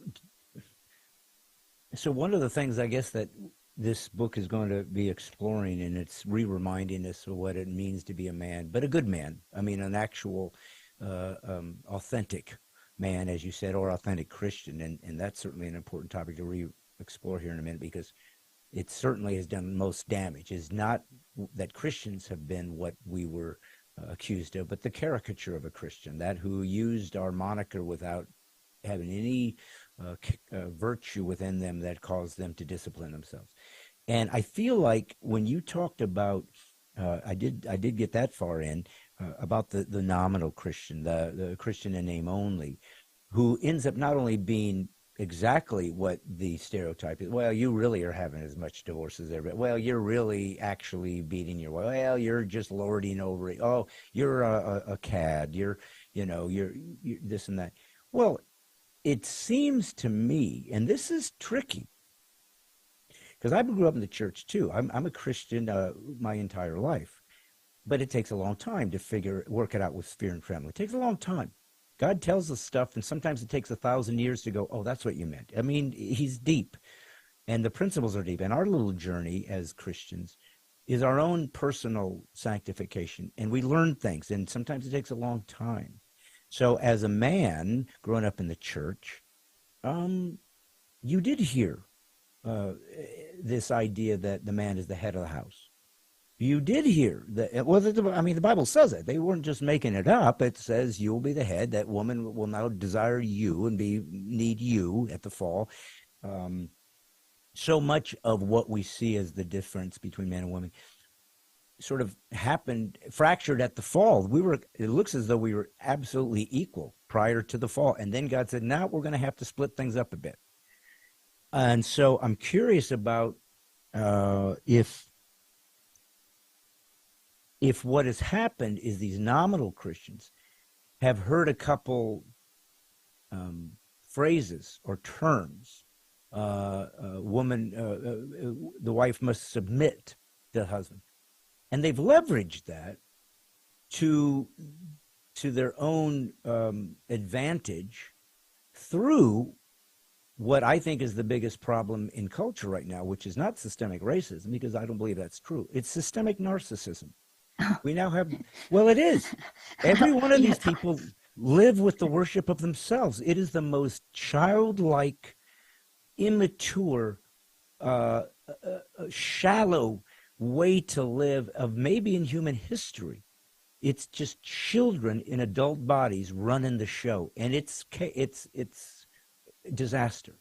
But I'm wondering if you would have found, perhaps in that study, that what has happened is, and this is what we also have to discover, is a misrepresentation of some biblical expectation and mandates of the male-female role that they simply used as a cudgel to control, as opposed to saying, no, the big secret of the man being the head is how sobering that should be, that much responsibility is given to you to take care of this woman who is equally strong but has a different role. And I'm going to ask you to get in front of the bullet for her. It's not going to be the other way around. We are given expectations from God. I'm sorry, Nancy, that is almost unbearable. To love your wife as Christ loved the church is an easy phrase. To do that feels unfair, frankly. I'm talking as a man. Because that's crazy. When you think what Jesus did for the church, it is pure, unselfish sacrifice, unlike any other being in history, because he was God. And he did that so that he could save us. But now we're saying, now you do that to your wife. So I'm just curious, do you think that that's what's happened, was they simply took a few phrases as license to be bullies or simply, I don't know, sociopaths perhaps in some of the ways they've treated their wives? Yeah, I'm glad you brought that up, because you will even find Christian books today that blame Christianity for men being tyrannical patriarchs in the home. And I'm very careful to say it's not Christianity. It's that these nominal men are importing secular ideas. And that's one reason we need to know the secular ideas, by the way, because you can't have a critical grid up unless you know what secularism is. And so in my book, Toxic War on Masculinity, I go through several stages, of how the secular script got worse and worse. The expectations on men went lower and lower. And I'll focus on just one, and that was the impact of Darwinism. Darwinism basically said, at heart, you're a beast, a product of natural selection. And the Darwinists made very explicit applications to what does it mean to be masculine. And what they said was, the men who won out in the struggle for survival were the ones who were egotistical, brutal, savage, barbarian predators. They literally used language like that and said, that's our true nature, or that's men's true nature. And, all the way back to the ancient Greeks and Romans, people had thought your animal impulses should be controlled by your higher skills of moral and spiritual will, your moral will. And it was a dramatic reversal when Darwinists began to say, no, your true nature is the animal nature, the beast within. And there's only a thin veneer of civilization over it. That was one of their favorite phrases, the thin veneer of civilization, but your true self, your authentic self. This is when, for example, the Tarzan books became popular, because Tarzan, was raised by apes, and so he retained that true natural manhood. And even after he learned European customs, he says in the book, he says, I'm still a wild beast at heart. And so this became the norm. And the first question you naturally would ask is that, well, how do women put up with such brutal men? And so one Darwinian put it this way. He said, well, it would help if women learned the ability to please. And it would also be good if they learned to hide their resentment at such poor treatment. So this was the message of evolution for the male-female relationships. Men are naturally brutal predators, and women need to learn how to please them and hide their true feelings. So this was an important stage in the secularization of the masculine script. Darwin himself explicitly argued that men are superior to women, morally, intellectually superior. He acknowledged that women are more sensitive and intuitive, but then he said, oh, but those are traits of the lower races. So even women's strengths were redefined as ways that she was inferior. So this was certainly one of the most important steps in the secularization of the script for manhood. And like I said, we need to know that so that when people say, oh, well, it's Christianity that causes men to be brutal patriarchs. No, actually, it's the secular script that says this. And it's often nominal men who are kind of picking that up. They're not getting that from scripture. They're getting that from the secular world. So I was very careful to blame the secular world, in the midst of a climate today where it's Christianity that's often getting the blame. Well, clearly, but that's not unusual. I mean, when I speak on social, and you get the threads of people, and especially if I am making a reference to atheism or Christianity's virtues, you seem to get much more hits from those particular ideas, because atheists, the new atheists, the internet atheists, are very shallow. I mean, they're very incredibly lacking in any philosophical acumen at all. It's embarrassing. They just quote Dawkins or Harris or Hitchens and find some meme and some silly thing, and they find pleasure in their attack on something that's dear to somebody else because they have a fairly shallow life. Clearly, they have no meaning. So when you're a nihilist, I guess all that you got left is to mock everybody else so you can give a sense of value to yourself because you don't have any purpose. But I wonder if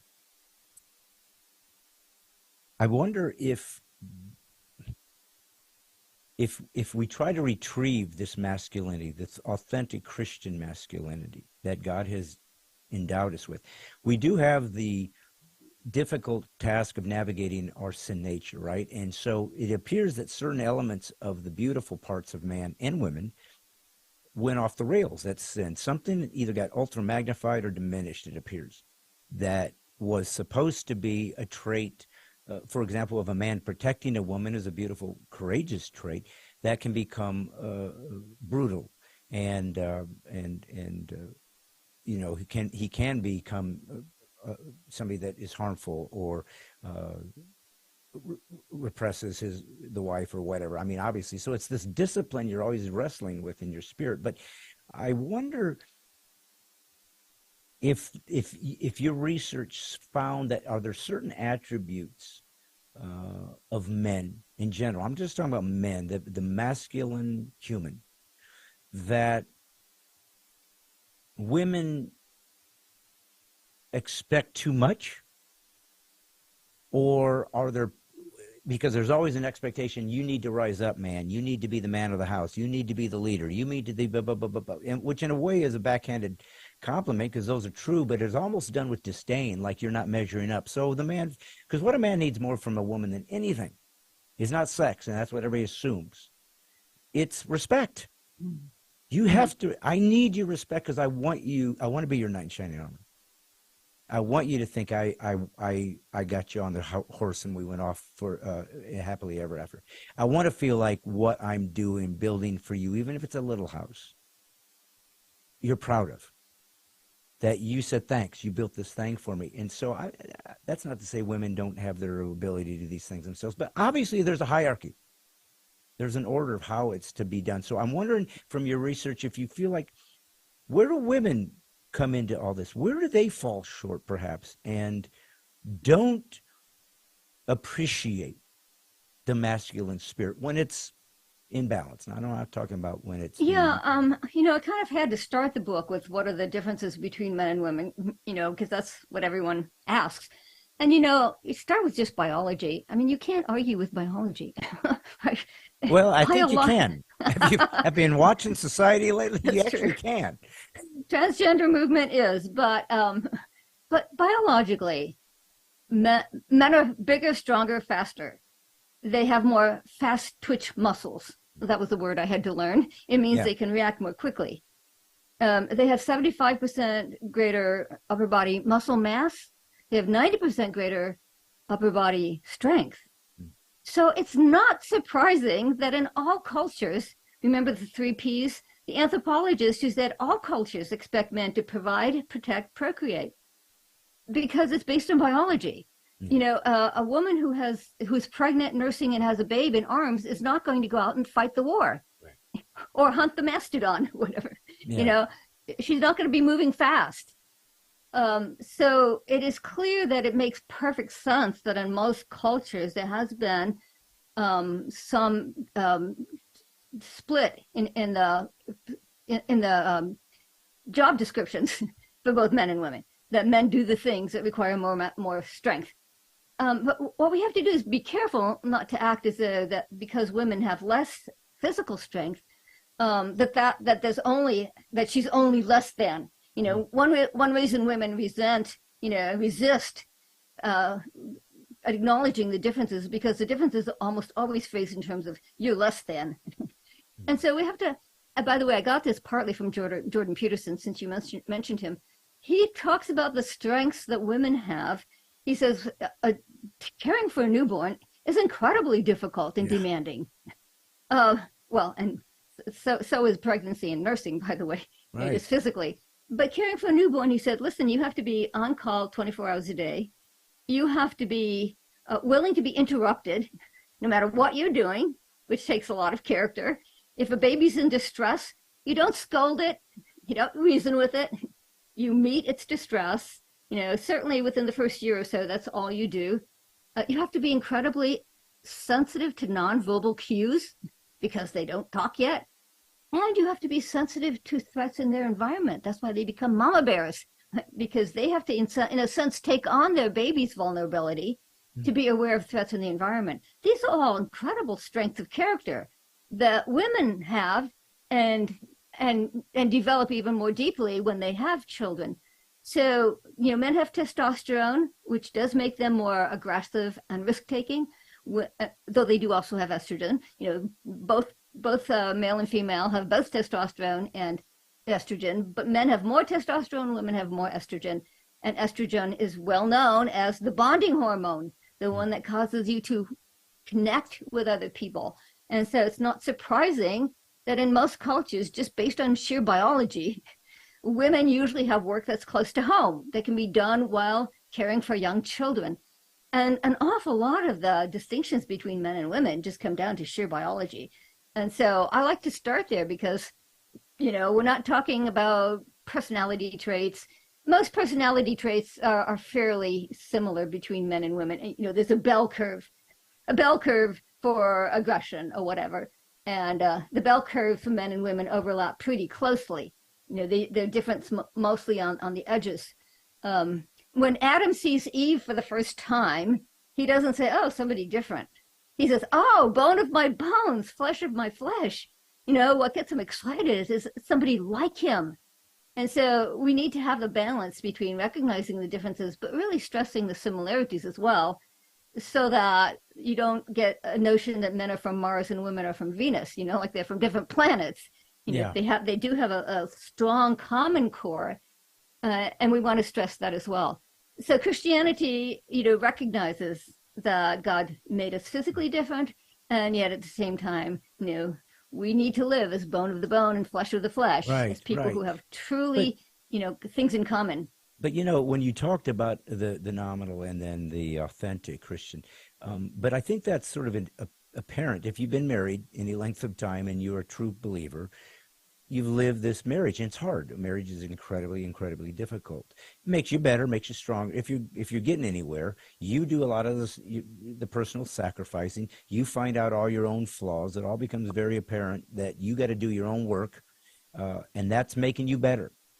Because it's almost like when we were split, you know, why did he do that? If God is male-female, he must be, because he made us in his image and he made us male-female, so he must have both attributes.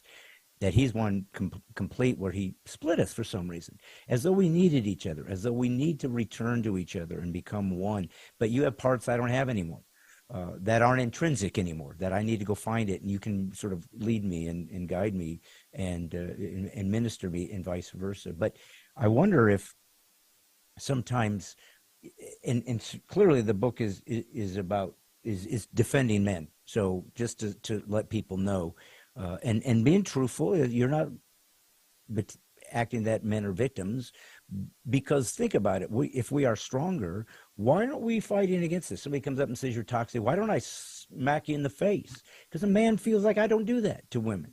We are kind of good guys. I mean, we are, I think, a lot of times this sense of how we want to treat. So there's somebody behind this. There's something behind this.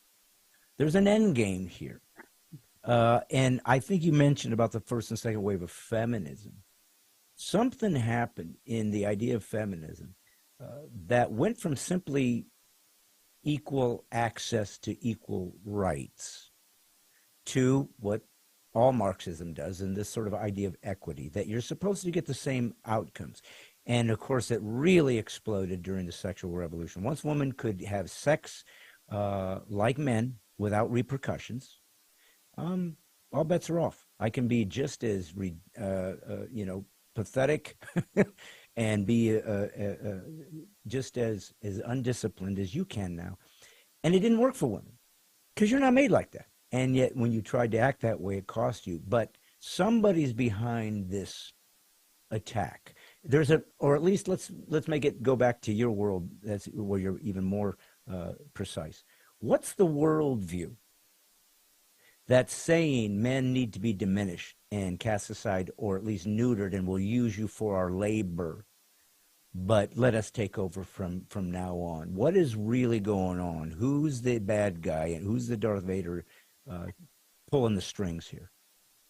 Well, the short answer is it is the secular worldview, and I spend most of the book explaining how our culture became secularized.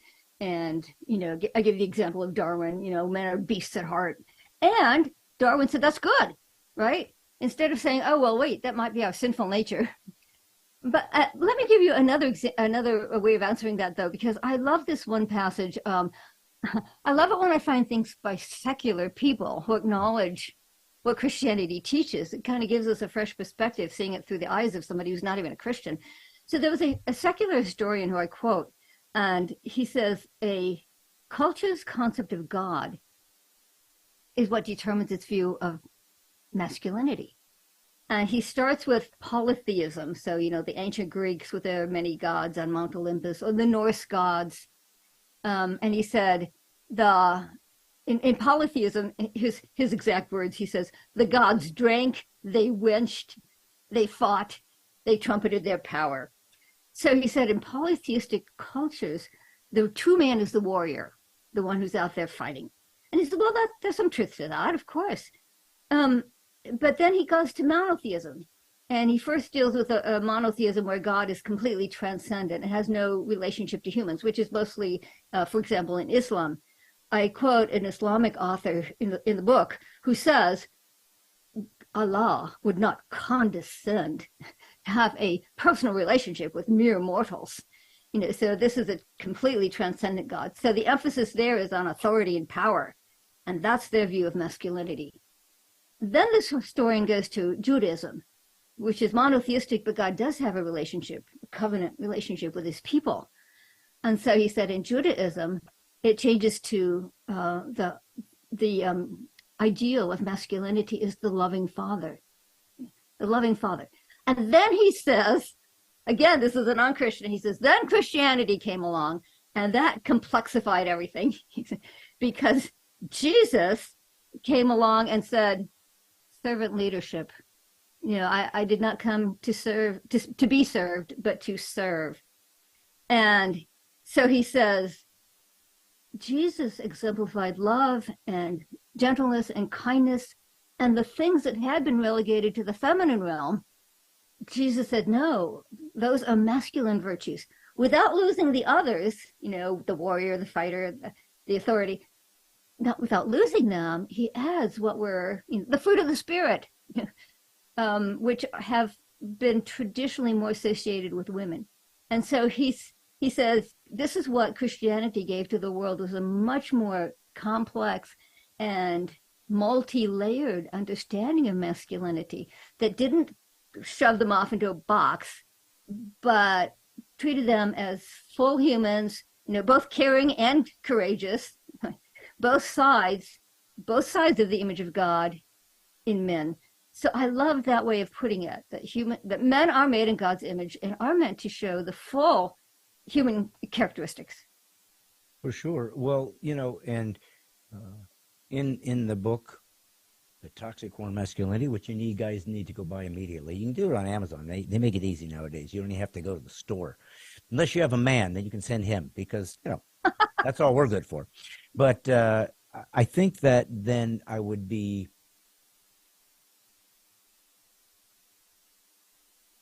think that if we look at culture in general, and like you said, Christianity obviously changed everything. It changed everything. And created the greatest nations in history, and the freest, and the most egalitarian of all things, because at a time when women were essentially property, Jesus said, no, you're the same. And that had to be, and that's what I like about Jordan Peterson. He's not one of us. In some ways, that's good. I'm sad for him because I want him to know Christ so that he doesn't go to hell. But his mind is boggled by what Christianity did. It wasn't just some little, well, let's all be equal. It was beyond anything anybody had even perceived. It didn't make any sense. It was like slavery is wrong. No, it isn't. That's how things work. No, it's not right. It changed the paradigm. It gave us a view of ourselves unlike any culture had ever done before. And so that's why it's true and it's beautiful. And they're always co-opting our virtues, the left, to give themselves some value system. But I think that they aren't honest when they look at men's accomplishments sometimes. So they fear something.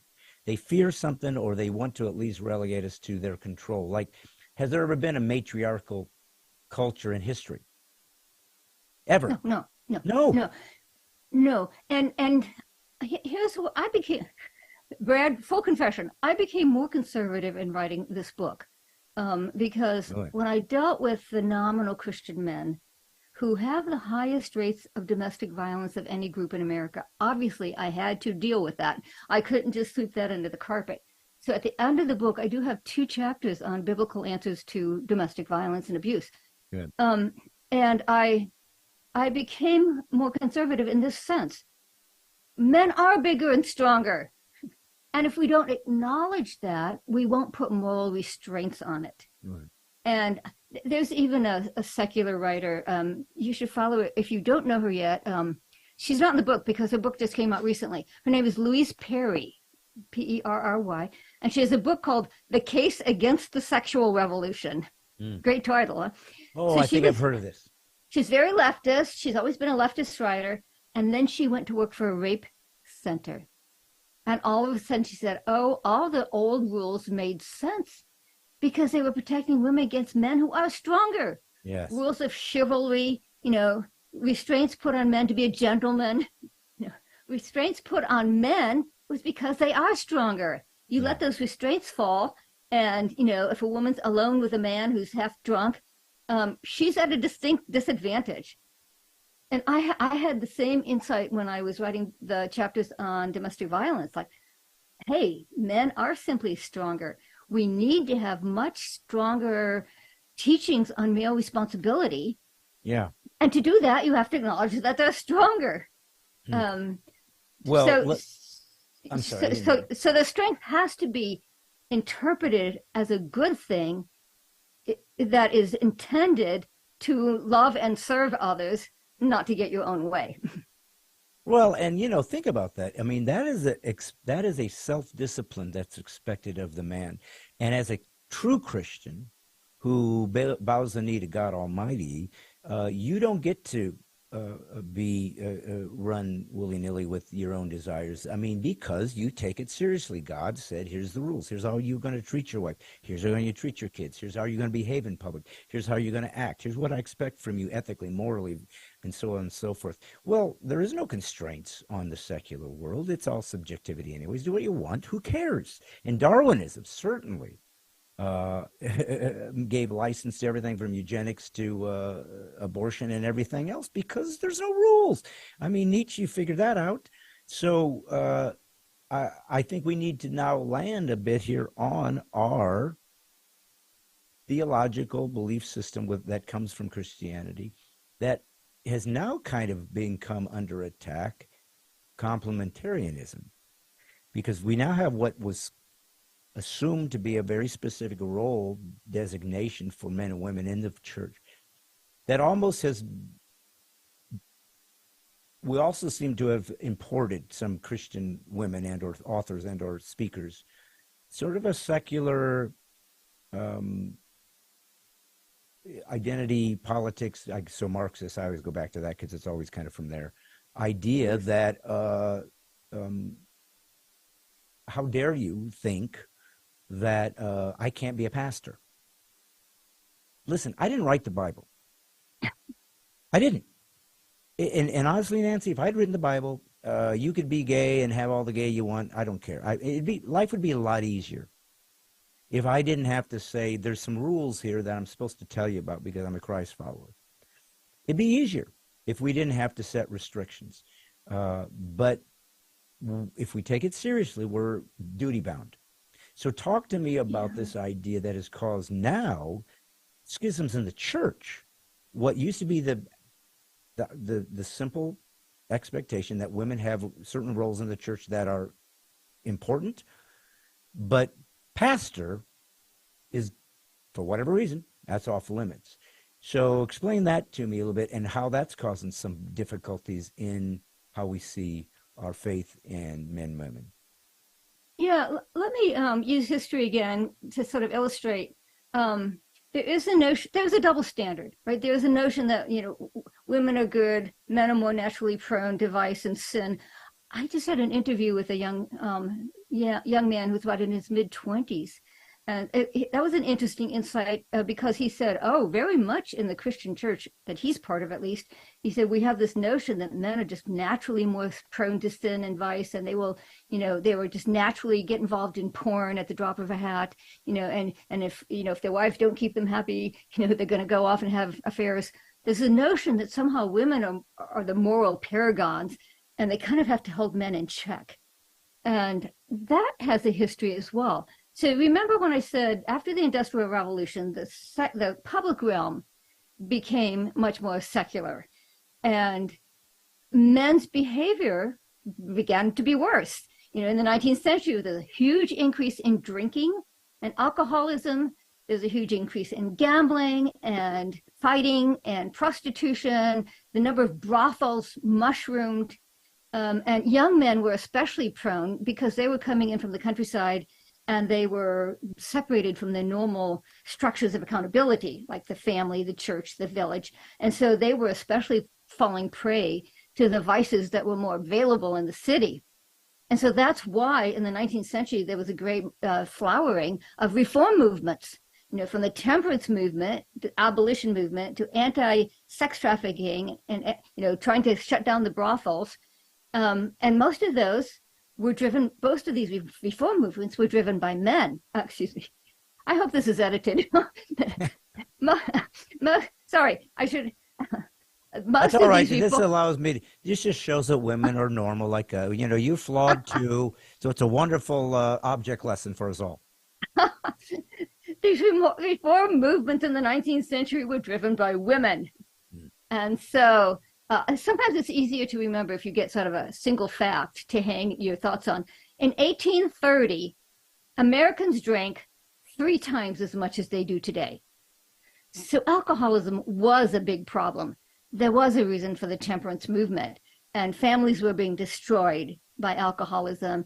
Husbands were, spending all their money at the tavern instead of bringing it home. And so there were a huge number of reform movements, but they were driven mostly by women. In the 19th century, for the first time ever in human history, women were held up as being more moral and more spiritual than men.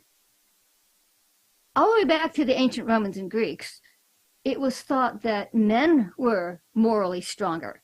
The insight between right and wrong was seen as a rational insight, and men were thought to be more rational, and therefore men were morally stronger. It's more moral, more spiritually stronger. And so, that's why they had to hold women in check. And that has been the assumption in most cultures through human history. It changed in the 19th century because when men were out in the public realm being secularized and values were being kicked out of the public arena, well, where were you going to cultivate values then? In the private realm, in the home, in the church. And who would preside over them? Women, right? Because they were still home. And therefore, for the first time, the rhetoric began to paint women as morally superior, spiritually superior. When their husbands came home from the dog-eat-dog world of work, which had been secularized, the women were supposed to sort of reform, remoralize them, refine them every night when they came home. So this tension between the sexes goes all the way back to the 19th century, when women were seen as somehow morally superior and men were seen as more naturally prone to sin and vice. And even Christians, when you talk about these secular ideas seeping into the Christian world, that double standard seeped into the Christian world as well, where we here's how one historian puts it, not a Christian. He says, society was letting men off the hook because there was little doubt as to the sex of the alcoholics, the people who visited the brothels, the people who went to the taverns, the people who were slave owners. These were all traditionally male vices. And so the negative view of men, the negative rhetoric describing men, goes all the way back to the 19th century. And women now were supposed to hold men in check instead of the reverse. And so this is where a lot of the negative language about men has crept even into the church. One of my students was a head of a women's ministry at a large Baptist church here locally. And she said, on Mother's Day, we tell mothers how wonderful they are and we hand out flowers. On Father's Day, we scold men and tell them to do better. There's the assumption that men are not living up to what, the standards. And so that's why I like going back. In my book, I keep coming back to, Brad, I just keep coming back to the cultural mandate. Men were made, not to run off to the wild. Some male books are written like, okay, you find your true masculinity by escaping from civilization, escaping from family and the world of women, right, and going off and climbing mountains and hunting elk. And I have nothing against nature, but that's not how you define your masculinity. According to Scripture, your masculinity is in the cultural mandate. Being deeply embedded in building up the social structures from the family on out, deeply embedded in the world of work and doing work that is useful and helpful to society. That's where men find their true identity, is fulfilling the cultural mandate that God gave at creation. So with some of this schism in the church now, I think of the Southern Baptist Convention. I think of some of the sexual predators and so forth, certainly the Catholic Church that we've seen. Women seem to be a lot more vocal and a lot more unbending in saying, this has to be attended to. This isn't right. This has to be revealed, exposed, and fixed.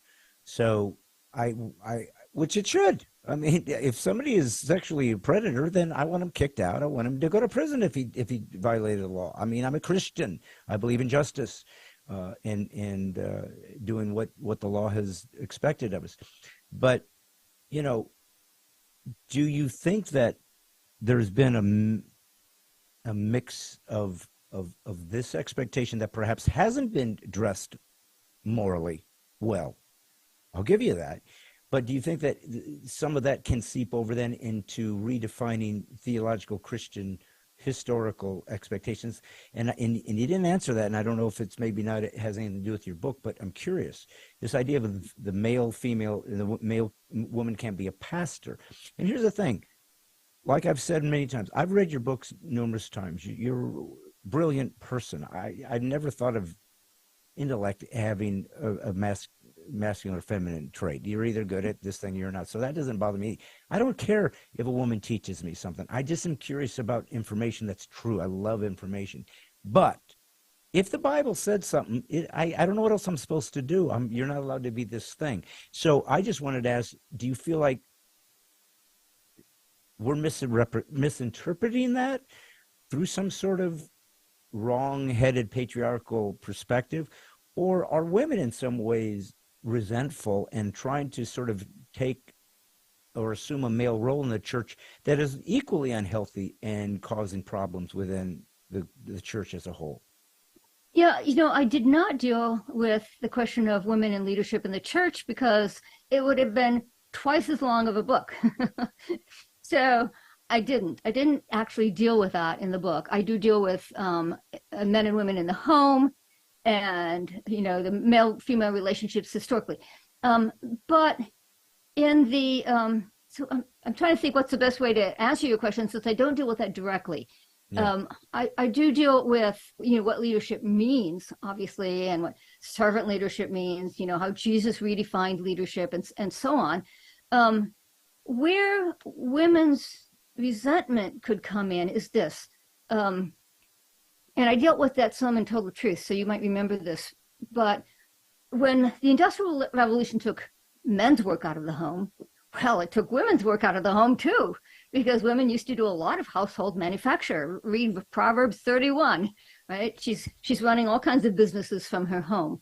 And in the colonial era, women did. And as my wife likes to say, and she had servants, so that's why she wasn't getting the beds made. So relax. she had people vacuuming for her too. Yeah, she was in charge of a household. Yes. And in the colonial era too, of course, women were making candles and making buttons and weaving cloth and making clothes from scratch and canning food, etc. So those were all taken out of the home. And so women actually suffered a severe loss in the opportunities available to them. The cultural mandates given to women too. They want to do economically productive work. And they could, in the past, they could do that because economically productive work was done in the home, so they could do it while raising a family, just as men could raise a family while doing economically productive work because they were all in the home and its outbuildings, And so women lost a lot of the interesting, challenging, productive work that they used to have. Their status went down because now they were no longer contributing economically. Now they were economically dependent on the wages of their husbands. And so there's a certain amount of status that they lost as well. But do you consider that unbiblical? Do you feel like some of that loss wasn't what God historically expected of the family? Well, certainly historically, the industrial age is an anomaly. For thousands and thousands of years, production was done in the home. And so that is the common pattern. Obviously, we have to realize that. When we think traditional, we think maybe back to the 50s. That's not traditional enough.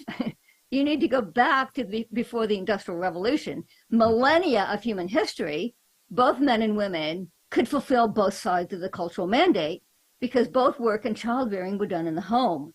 And so they could be done at the same time. So I do think we have to acknowledge that women lost status. They lost access to economically productive work. They lost a voice even in the household. Like if you're not really contributing, people don't always treat you with as much respect. I mean, you saw already in the 19th century, you saw columnists, newspaper columnists, starting to call women lazy and idle because they no longer had that economically productive work in the home. Well, it wasn't their fault. Yeah. But if you read the feminist literature, a lot of it is because they did have a genuine loss. And if you talk to women today, Brad, I almost know no women who stay home who don't also have a part-time job from home. Almost all of them do some sort of income-producing work from their home. And the pandemic, by the way, I do have to have a chapter on solutions, right? So I have a whole chapter on how both men and women can maybe recreate a better integration, a better balance between work and home. Oh. And that pandemic taught a lot of people that they actually like being home more. There was a study that found that 65% of men said they don't want to go back full time into the office, that they've gained a lot in their family relationships. The New York Times, that survey's in the book, but there's even more recent one that's not in the book. So it's the New York Times had an article where the title was, "During the pandemic, many men got closer to their children, and they don't want to lose that." Mm. And so it is true that people are trying to work. You can't undo the Industrial Revolution, but can we work with the edges and make it more flexible? Can a man work from home 2 days a week, for example? Or, how much can women bring, home-based businesses and do them alongside their homeschooling, which is what I did. I worked mostly from home, and all the writing, all the books that you've read, they were all written mostly from home, sitting alongside my son's karate class, sitting alongside his swimming class. And people would say, "What are you working on?" "Oh, I'm editing a book." "What?" They didn't expect that. Yeah. But I'll give you one anecdote from the pandemic there. So this was one of my students. Her husband he was an IT professional. So during the pandemic, he worked from home. And because he was home, he was able to be more involved with homeschooling.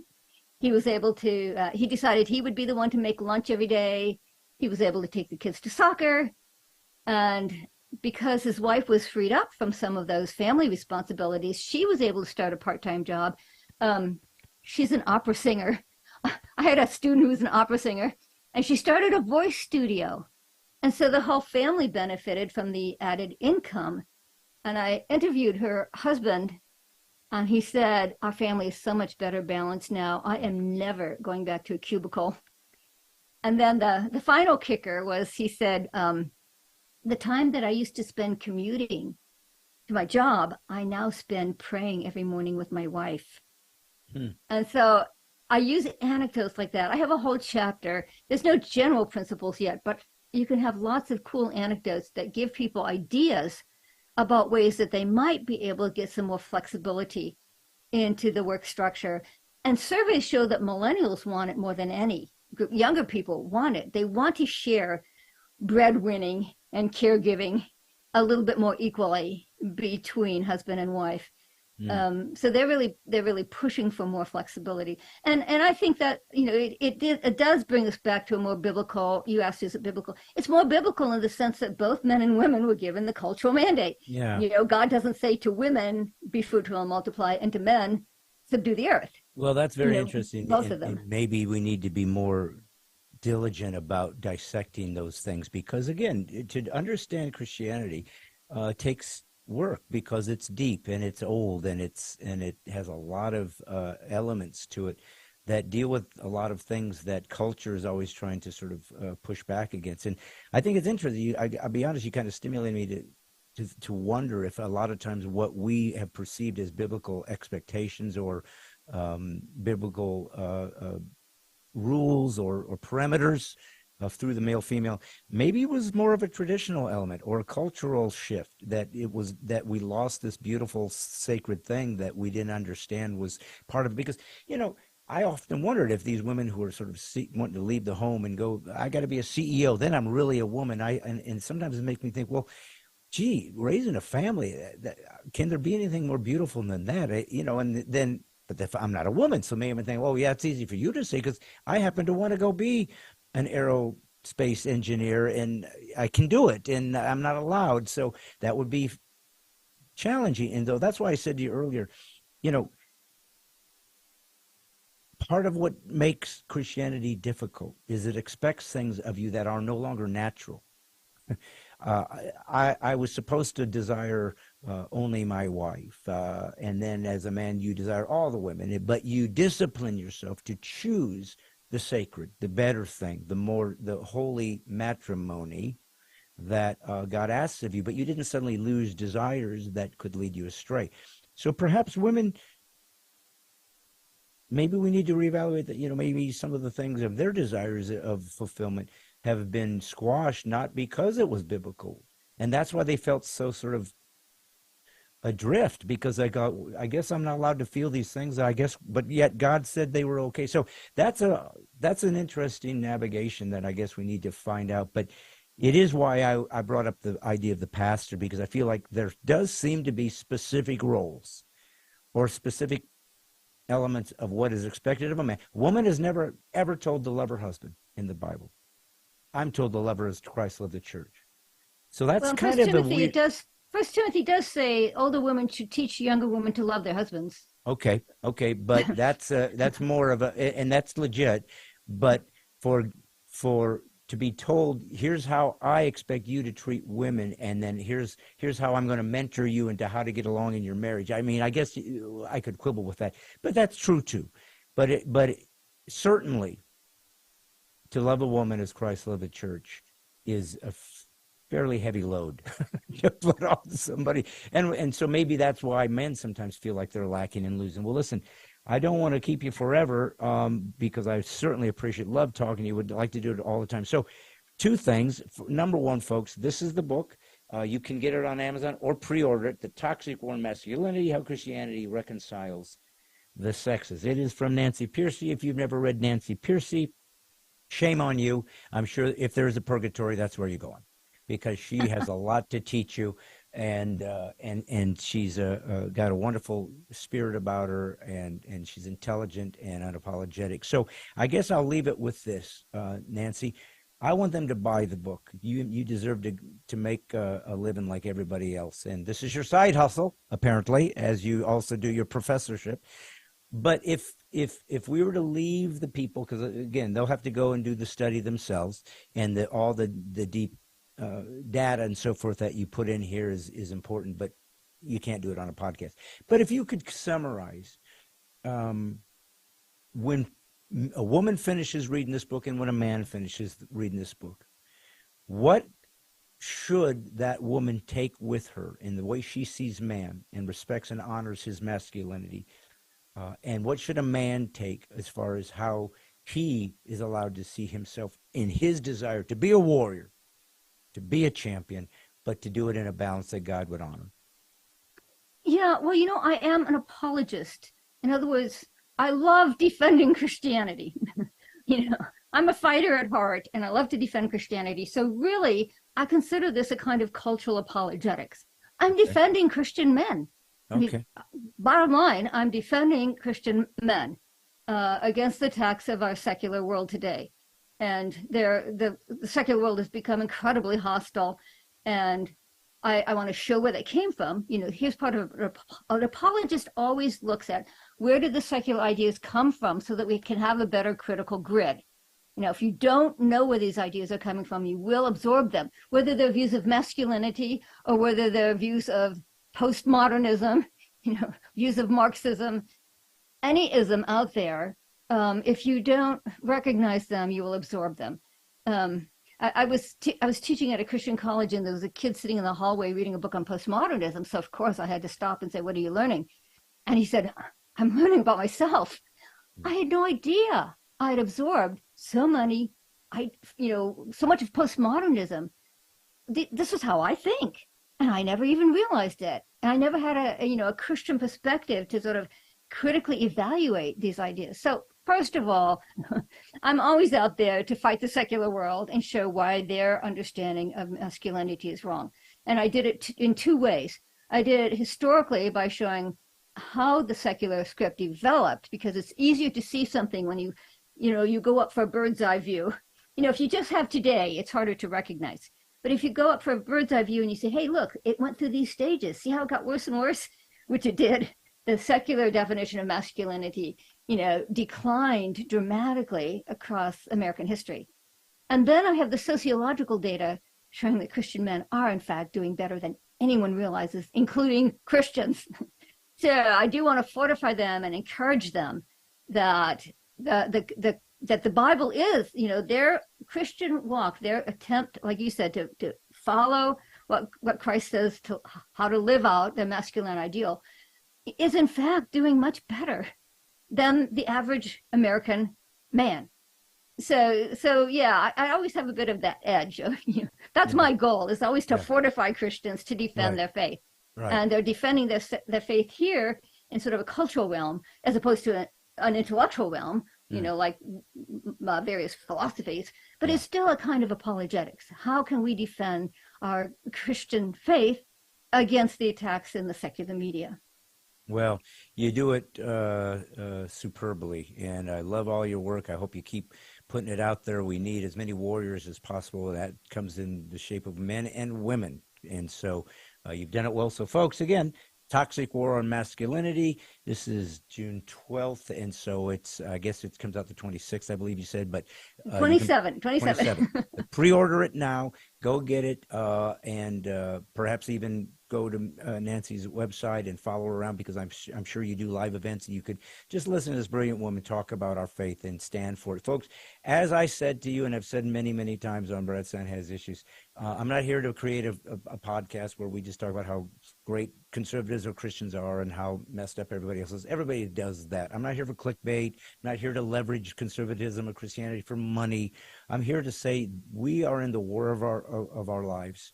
What is happening in the West? What's happening in America? What's happening? And the destruction of the greatest truth in human history, Jesus Christ, and his revelation that I am in fact God, and it's true, and I got a book to prove it, is being destroyed. So you better go down swinging. You have a mandate as a man and woman. Just defend this faith and prepare to die for it if necessary. That's where we're at, and it's time for American Christians to understand that.